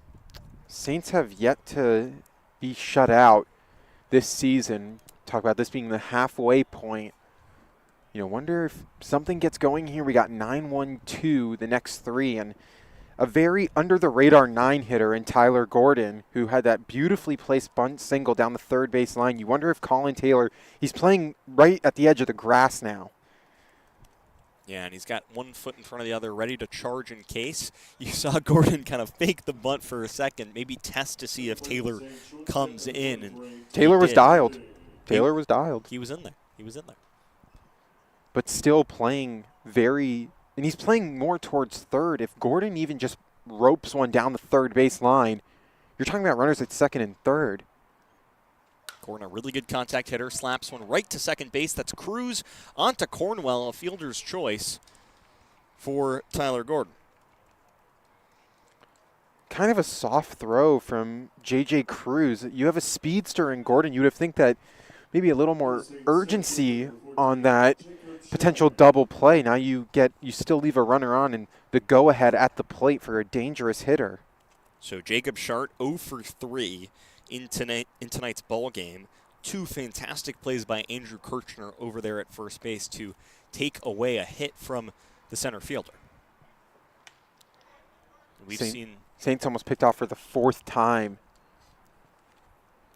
We've seen Shart play in center. We've seen him play in left. Seen him be the DH. Just such a hot bat.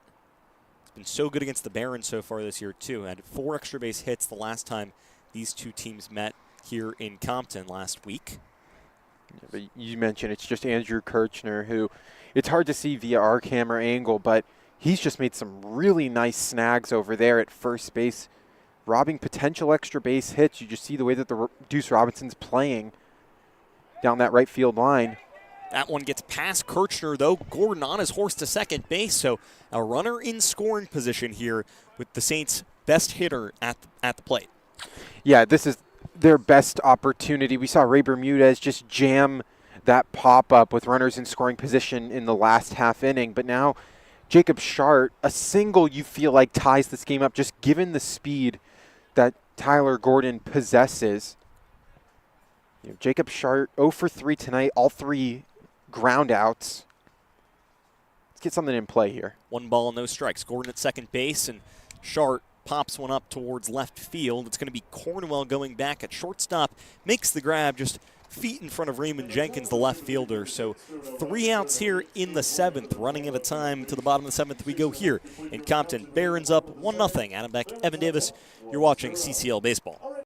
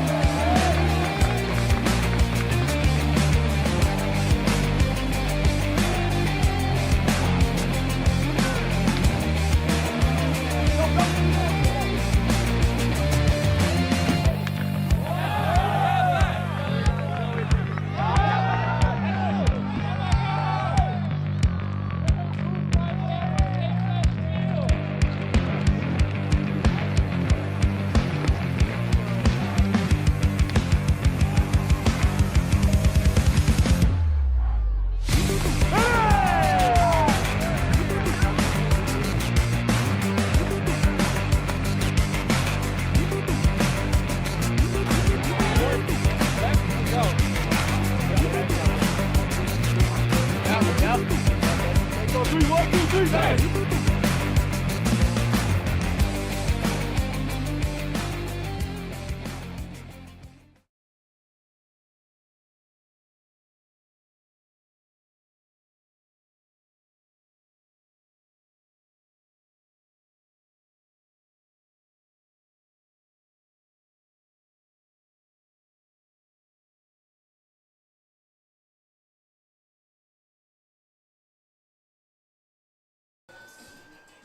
Welcome to Compton, California for the bottom of the 7th inning.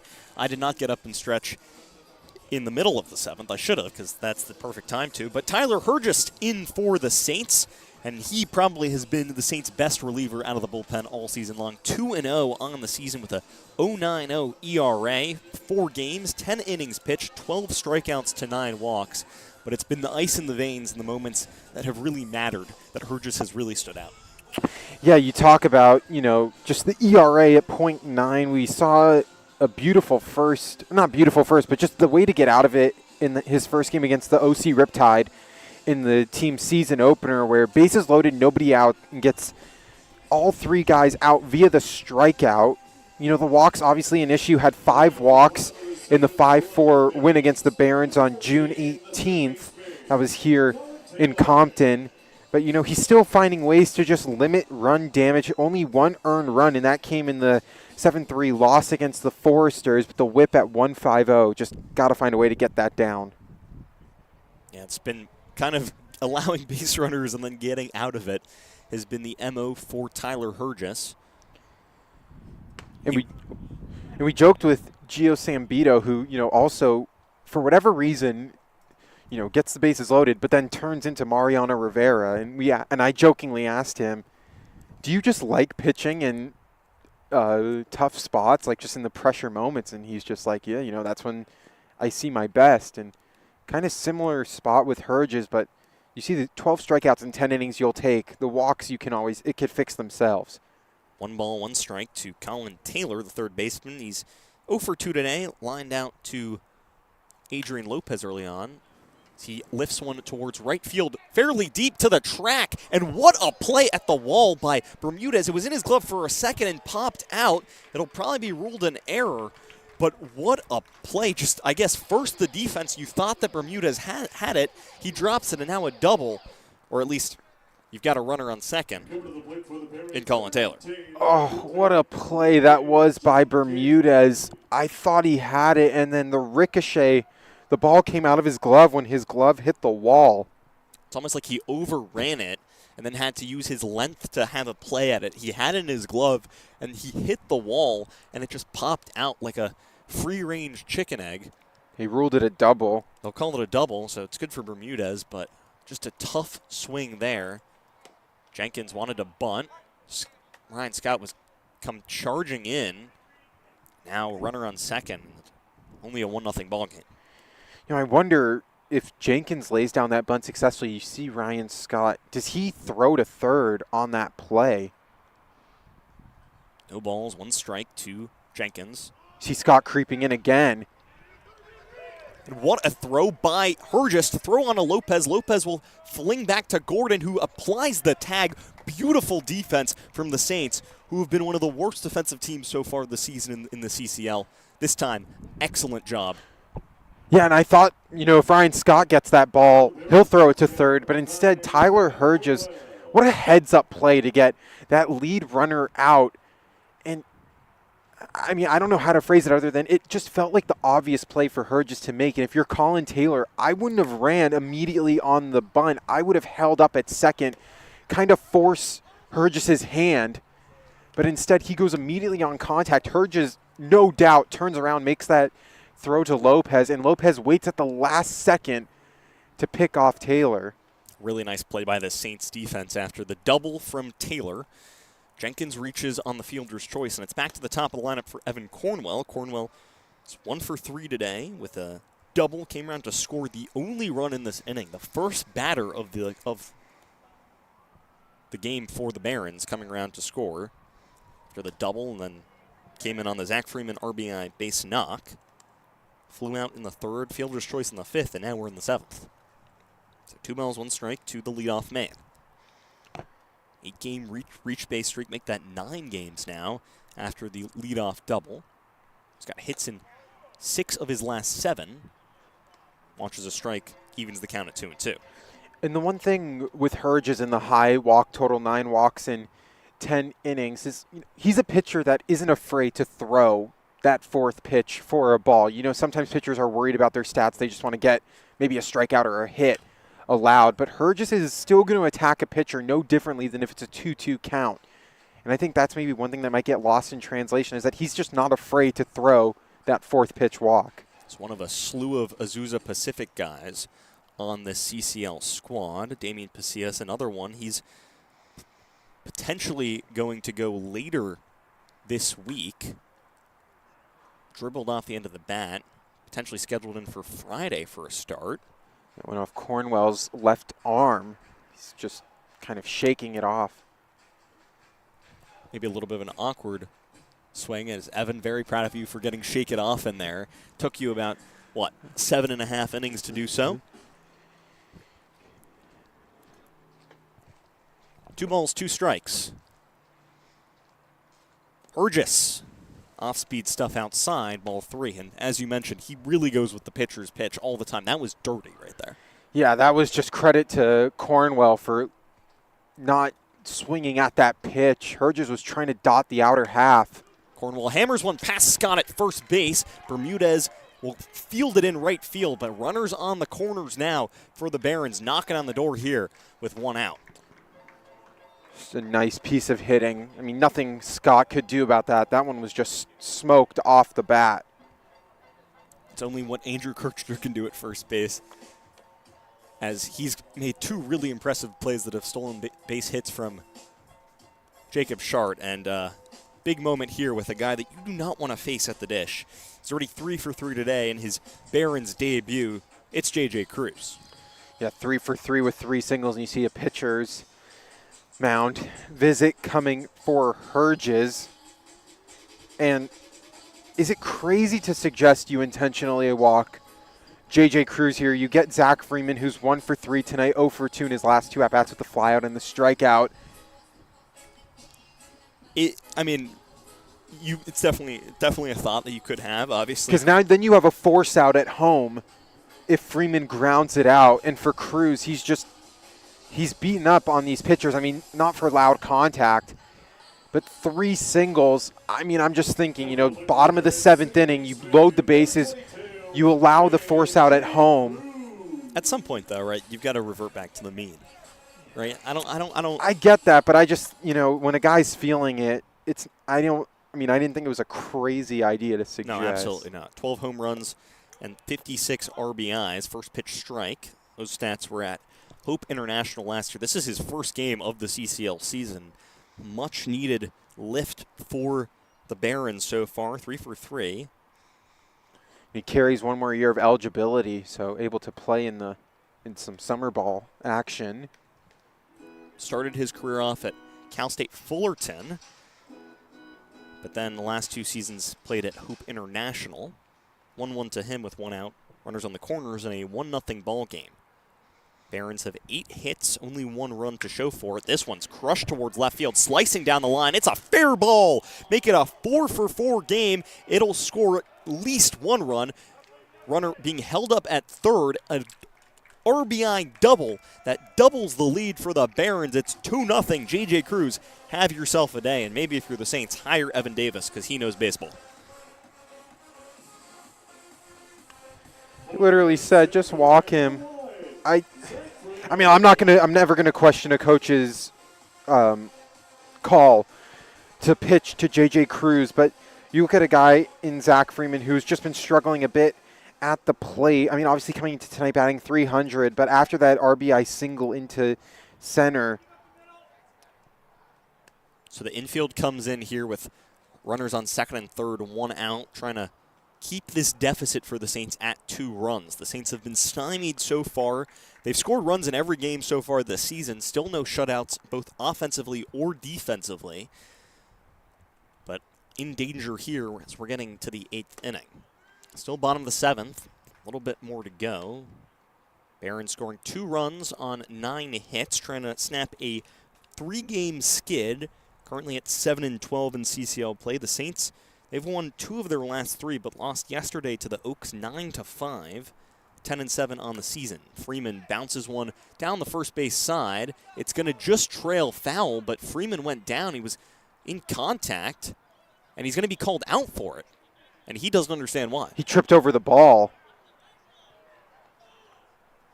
Barron's manager unhappy with that one, too. It does look like he tripped over the baseball. And Nick Lazara is just kind of standing by himself and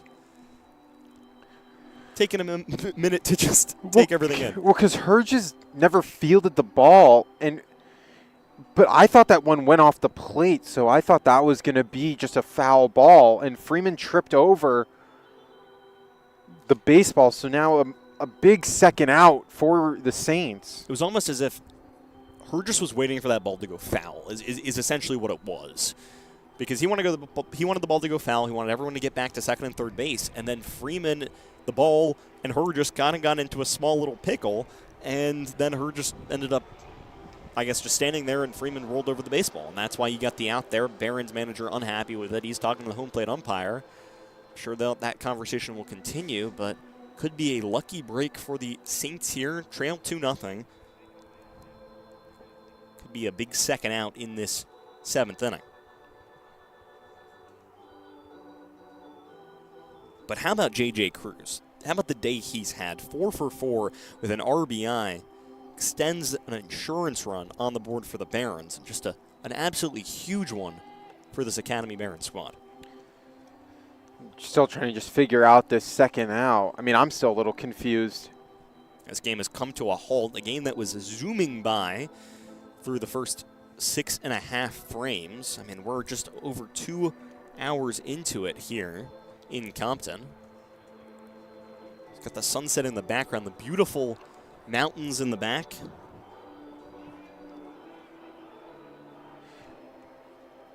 There's truly very few views like it in the CCL.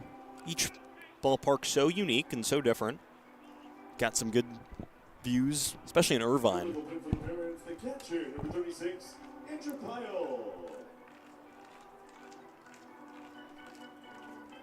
So they'll call 2 outs here. Indeed, Freeman is out. And it'll bring up Andrew Pyle, the catcher. Singled in his last plate appearance, struck out on the first, popped out to Easton Elliott in the third. First pitch swinging right over to Elliott, gloves it, throws on to first. And the Saints get out of it, but not before the Barons, and especially J.J. Cruz, pads the lead. 2-0 the score here in Compton. Adam Beck, Evan Davis, you're watching Saints baseball, trying to mount a comeback here now into the 8th inning.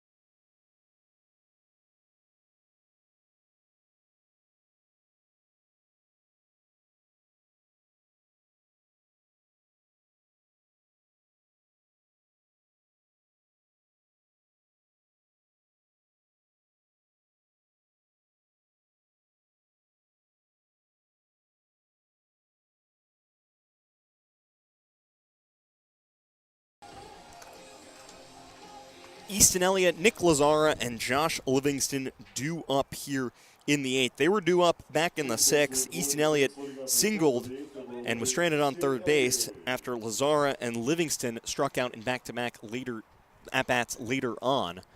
And it'll be the 2-3-4 hitters once again here in the 8th. First pitch from Casillas, a strike to Elliott.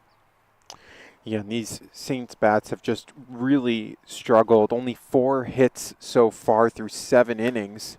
Just a lot of jam pop-ups. That one popped up right over to third base. Colin Taylor lost it for a second, but regained it, found it in his glove, and quickly won out here in the 8th. So a pop out to third base to get things going. Elliott now on a 6-game hit streak, but retired there by Casillas. Nick Lazzara batting .261 coming in tonight with a .314 on-base percentage, .391 slugging. He's 0 for 3, though, with 2 groundouts to third base and a strikeout in his last at-bat. Casillas, first pitch low for ball 1. This game has flown by. Now 8:16. We're in the top of the 8th inning. To be fair, only 2 runs have crossed home plate. 13 combined hits, though. 9 for the Barons, 4 for the Saints. Saints have 2 errors to the Barons' 1. Saints are 0-4 this season when giving up 3 errors. 10-3 when committing 2 or fewer. A little bit of activity going on in that Barons bullpen. I'm trying to see who it is. Looks like it's Joseph Metcalf getting that arm loose. 2 balls, 2 strikes to Lazzara. Still trying to keep that hit streak alive. It's on a 3-game hit streak with 2 multi-hit games in that stretch. Swinging that time, ropes one down the right field line. That'll be extra bases for Lazzara. On his way to second base, Deuce Robinson gets it in. And how about a double for Nick Lazzara? Had 2 yesterday. Make that 3 doubles in his last 2 games. He's been on absolute tear of late. Make that a 4-game hit streak for the catcher. Yeah, what a tone setter here in the top of the 8th inning. It's been a while since the Saints have been able to get a base runner via a hit. And Nick Lazzara, we talked about him with Joey Donnelly, just an excellent piece of hitting and just a luxury to have 2 catchers that are able to really put power with their swings. And now another power hitter in Josh Livingston, and we know he can connect for some home runs. Yeah, already has 2 home runs this season, tied for 4th in the CCL in homers. Has got 2 of those in his last 3 games, had homers in back-to-back games earlier last week. He's on a 3-game RBI streak, already singled in this one, was 1 for 3. Singled, was caught off the bag at first base, or I guess stealing the second. Was caught stealing over there by Andrew Pyle. And the 2 strikeouts after. 1-0 count. Chopped foul for strike 1. Big opportunity here with Livingston at the plate. Just trying to get at least 1 run maybe. You got a runner on second here and 1 out. Lopez due up next. But for Livingston, this is a guy who multi-hits in 3 straight games, looking to extend that streak with this at-bat. He's got 4 multi-hit games in his last 6. It's been on an absolute tear of late as things have started to click. Lays off strike 2 on the outside half. Season coming into tonight batting .354 with a .466 on base percentage, .521 slugging, on OPS just under 1,000. But he hits the ball hard. 1 ball, 2 strikes, lifted right field. That could get into the gap, and it will. An extra base hit for Josh Livingston. Should bring in Nick Lazzara. Gets into second base safely. And how about an RBI double? Back-to-back doubles for the Saints offense. Make that 4 straight games with a Josh Livingston RBI. RBIs in his 7 of his last 8. The third baseman now DH tonight, continuing to rake at the plate. Really nice piece of hitting for Livingston. Yeah, 4 straight games with 2 or more hits. See Adrian Lopez up. Still only 1 out. Ray Bermudez on deck. And this is a big spot here for Adrian Lopez. 1 for 2 tonight with a strikeout, a single, stole second, advanced to third, and a walk, stole second there as well. See a bullpen visit, a mound visit. What I was going to say is give more time for the bullpen. See a few arms warming up for them. But for Lopez, this is a guy with just 2 or 3 extra base hits on the season. One of those being that home run that he had to left field in this very ballpark. Big spot here, represents the go-ahead run. And it was the 8th inning last night where this Barons squad gave up the lead. And we're up in that game against the San Diego Sunrays 2-1. Things were tied up in the 8th after an error from the right fielder Deuce Robinson. And then the Sunrays, a couple moments later, took the lead for good, winning that one 3-2 after an 8th inning surge. Could the Saints try the same playbook here just a night later? Lopez has had big moments in this ballpark before, kickstarting this Saints offense. Hit that home run to left field in the first meeting of the season between these two teams, and you feel like this at-bat is just as big. Runner on second. Casillas steps off the mound. I think the Saints batters maybe wanted a balk there. You're telling him to get back, because the last thing you want is your 4th runner caught stealing or picked off in this game. First pitch to Lopez in there for a strike. A confident pitch from Casillas after giving up back-to-back doubles. And I like Lopez holding off on the first pitch. We saw the single in his second at-bat to left field, swung at the first pitch he saw, found a hole between short and third, but this is a big at-bat here for Lopez. No balls, 1 strike. Ball inside for ball 1. Nice take by Lopez. You see Casillas still continuing to look on Livingston before firing a pitch. Livingston has to be aware. With the strikeout in his first at-bat today, now strikeouts in 8 of his last 9 games. No extra base hits in that span. Fouls 1 out. Just got on top of that one.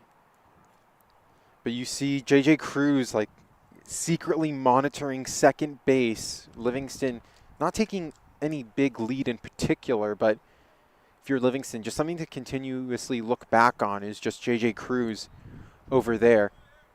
1 ball, 2 strikes, 1 out. That was courtesy of Easton Elliott popping out to third base earlier in this inning to get things started.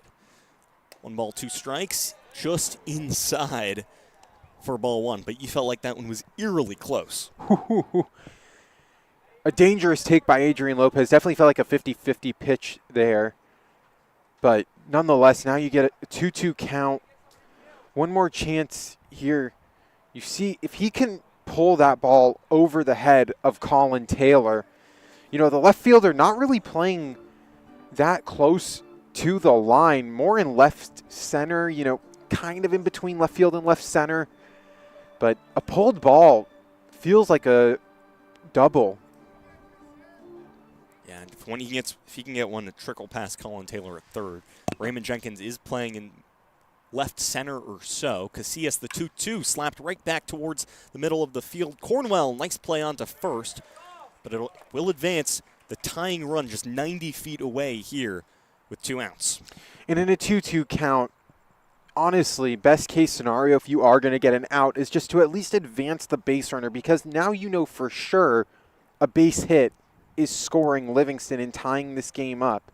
So not the worst case scenario for Lopez. Obviously, you would love to see a hit, but nonetheless, the second time 2 outs and a runner on third, it will bring in a new pitcher, a lefty, to face Bermudez. Ray Bermudez has been in this spot before, back in the 6th inning. Runners on first and third. It was the last out of the inning with 2 outs. The Saints were down 1-0, and he popped out to shortstop. That will end Christian Casillas' night. We'll tell you who hops on the bump for the Barons after this break.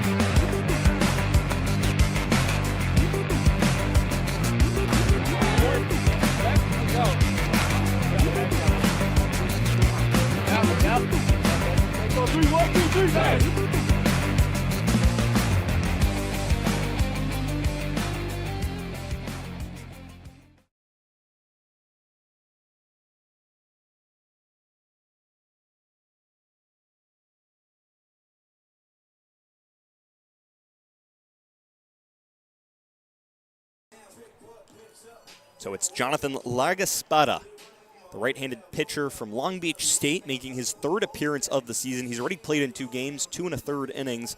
He's picked up a save earlier this year against the Ventura County Pirates. He's got 3 strikeouts, no walks, 1 hit allowed.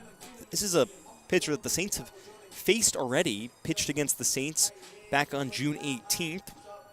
Flung 1 inning, facing 3 batters, striking out 1, and not allowing a single base runner. So Christian Casillas goes 1 2/3 innings, allowing 2 hits, 1 earned run, a walk, no strikeouts, and Ray Bermudez, the second time in this game, finds himself in a major at-bat.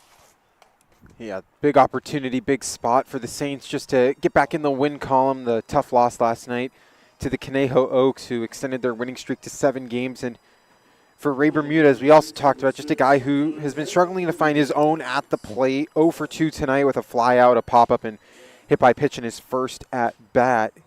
But a guy that coming into tonight was batting .225 with just a .676 OPS. Just 3 extra base hits. He's 0 for 2 tonight, 1 for his last 16 at-bats. Has reached base safely, though, with a hit by pitch in the 2nd inning. Largaspada outside for ball 1. This is the 3rd appearance of the season for Jonathan Largaspada, the 6'5", 210 junior from Long Beach State. 1 ball, no strikes. In there for strike 1. Evens the count at 1-1. Bermudez has hits in 6 of his last 10 games, but it's really been up and down play from the right fielder. We've talked to him yesterday. I mentioned that. Just tries to do the same thing every day, keep the same mentality. Even count 1-1, swings this one right side, over to Cruz at second base, throws on to first, and the Saints strand the tying run 90 feet away from home plate. Get one back, though, in the top half of the 8th. 2-1 the score here in Compton.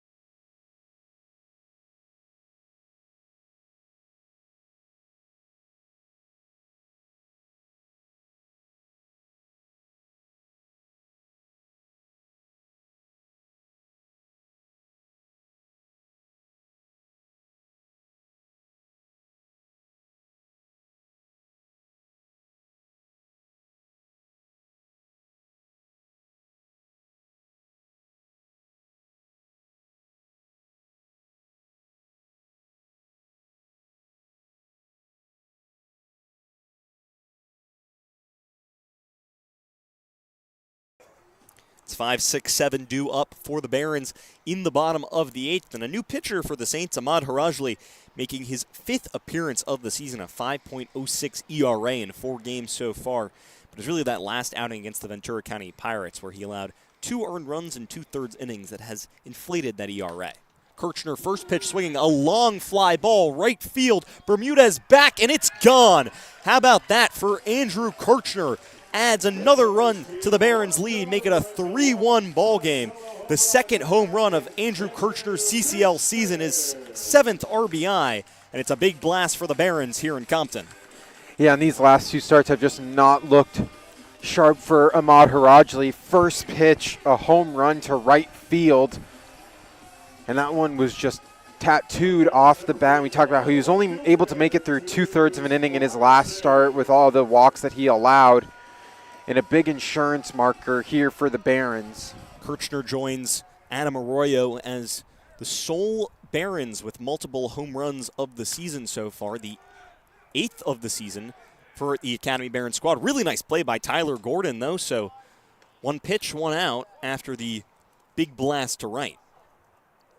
And Tyler Gordon has been so good at shortstop defensively. I mean, I feel like it's something that we haven't really talked about enough, but he's really fit seamlessly in there, especially after the inconsistencies from Adrian Lopez. Yeah, which makes it hard for Coach Aaron Milam to slot Lopez because Gordon has just looked so sharp there.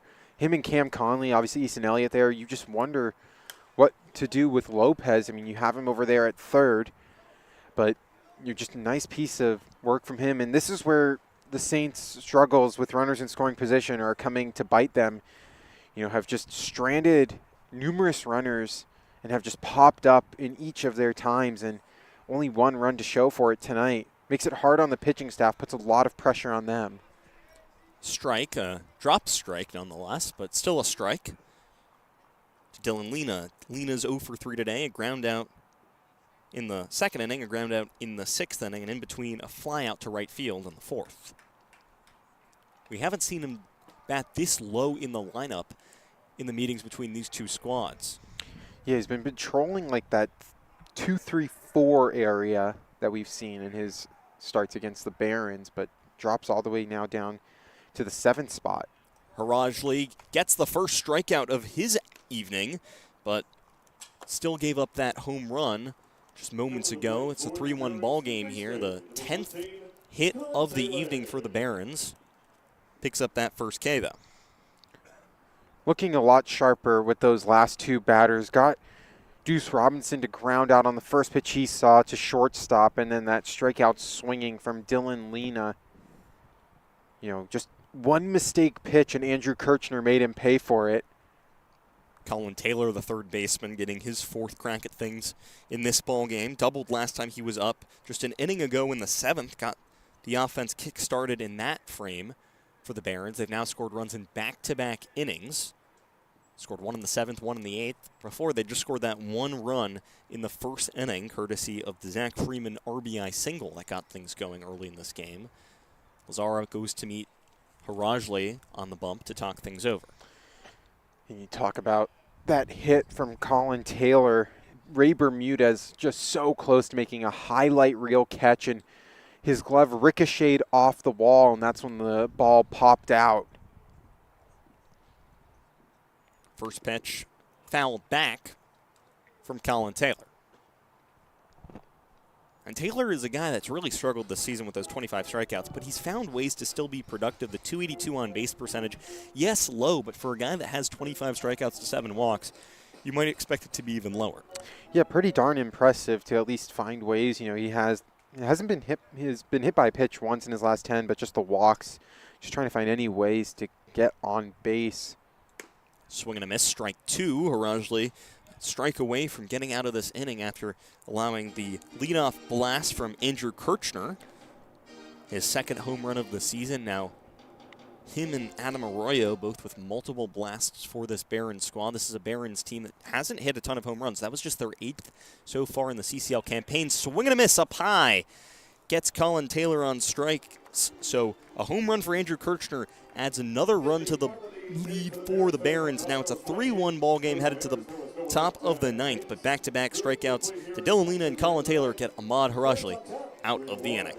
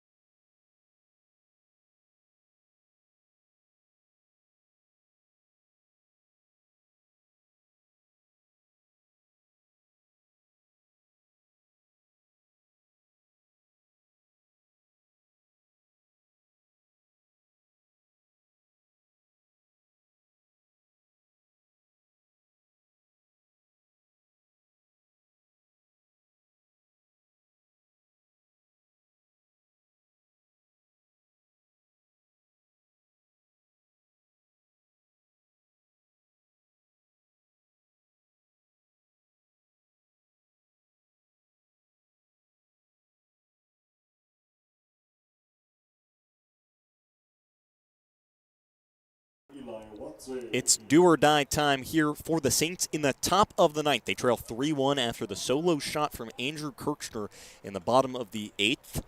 Added one more run to the Barons' lead. Runs have scored in each of the last 3 half innings. So Saints trying to make that 4 straight with Eli Watson, number 4, up for his 4th at-bat. Yeah, you mentioned the 7, 8, 9 hitters. Eli Watson 0 for 1 with that fly out to right field. Just got under that swing. 2 balls outside to Watson. He's walked twice in this game, was caught off the bag at first base, though, back in his second plate appearance in that 5th inning. So 2 balls, no strikes to the left fielder today. He's made a couple nice plays out there in left field. It's 3 straight balls from Lagaspada. Just huge if Watson can get on base and stay on base, not to pick on him specifically, but just got picked off obviously in that second at-bat. We've seen 3 guys get picked off in this game, and just how crucial that's been in a 3-1 spot. Lagaspada finds a strike, so 3 balls, 1 strike now. This is a Baron squad. It's sitting at 7-12.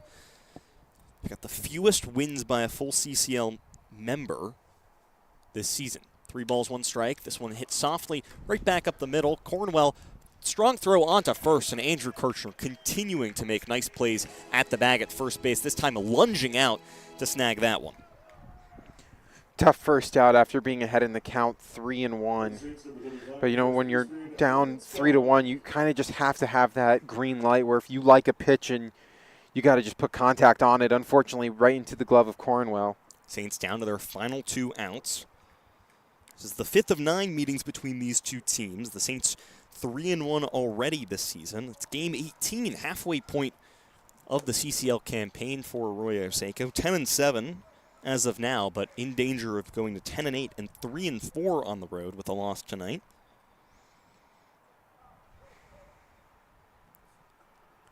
One ball, no strikes to Ryan Scott. Swing and a miss, strike 1.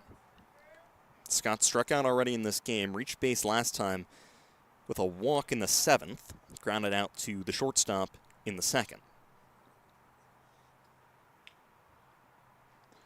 A team that just hasn't been able to really find their groove as of late. Scott fouls one back, strike 2, and Lagaspada, after 3 straight balls, has really looked good in these last couple pitches. Yeah, he's looked really good getting ahead of the count now. 2-1 to Ryan Scott, who's 0 for 2 tonight with that walk, the strikeout swinging, and just a guy who needs something to get that bat going. Lays off. Strike 3 looking, and really tough to swallow there as the Saints now down to their final out of the evening. Tyler Gordon trying to get something here offensively for the Saints. He was in the spot last night, too, with 2 outs. So Tyler Gordon, he's 1 for 3. The lone hit coming via an infield hit. It was a bunt single down the third base line, and first pitch strike from Lagaspada, and he looks confident on the bump. Yeah, the first time we've seen a righty, if I'm not mistaken, in this one. We see Lagaspada take on, Casillas was also the righty that they brought in. But what just really hurts the Saints is the fact that 6 of their 9 hitters are lefties. So, the Barons open up with the lefty, continue with a lefty. It just makes it really hard to get offense clicking. 1 ball, 1 strike to Gordon, the shortstop tonight. 2 outs here. Saints down to their final out of the evening. If Tyler Gordon can get on base, you have a monster at the plate in Jacob Shart. You know that Shart 0 for 4 tonight, more probably than not, would be able to drive in something. But unfortunate for Gordon, grounds out to the pitcher, and that will end things in Compton. Saints fall 3-1 here. Now losers of their last 2 move to 7-8 in their last 15. And that 3-0 start of the beginning of the summer feels like a distant past. Saints move to 10-8, Barons 8-12. Arroyo Seco now 3-2 against the Academy Barons. They'll be back in action on Friday against the San Diego Sunrays in what feels like a must-win game halfway through the CCL season. Yeah, you talk about the 3-0 start, 7-8 since then. What really killed the Saints tonight was just their inability to hit with runners in scoring position. We saw numerous times guys 90 feet away from the plate and just unable to get them home. This is a team that the offense has just been really inconsistent. We saw them put up 18 runs against this Academy Barons team in Pasadena, only able to muster up 1 run coming in the top of the 8th inning. And it's just hard when you have so many lefties and then teams can just match you with a lefty pitcher. So that's just been the theme of the season, the reason why the Saints have been struggling. They were able to attack them in the first 3 games en route to a 3-0 start, but just got to find something. The pitching did their job, only allowed 3 runs, granted 10 hits, but they were able to get out of some tough jams. Brady Nelson, started off the game 1 run, 3 hits, but since the next 3 innings that he pitched was really, really solid, almost perfect, only allowed 1 hit. It was just the offense not able to help him. So Saints got to figure it out. They get a much-needed day off tomorrow, but, need that win against the Sunrays. Nelson went 4 innings, 4 hits allowed, 1 earned run, 2 strikeouts. Really nice afternoons from Braden Sanford and Jake Vargas. But Tyler Hergis allowed a run in the 7th, and then Ahmad Harajli allowed that blast to right field in the 8th. That just ended up proving too costly. Barons take this one 3-1 in Compton. These 2 teams will meet again early next week on Tuesday. It feels like it's been every Tuesday that these 2 teams have met. It's just this week they meet on Wednesday. The next 4 games between these 2 squads will all happen in Pasadena. So hopefully the Saints can find some winning mentality on home turf. They'll be back in action on Friday against the Sunrays. For our wonderful producer, David Matamoras, for Evan Davis, I've been Adam Beck. Thank you for tuning in to Saints Baseball.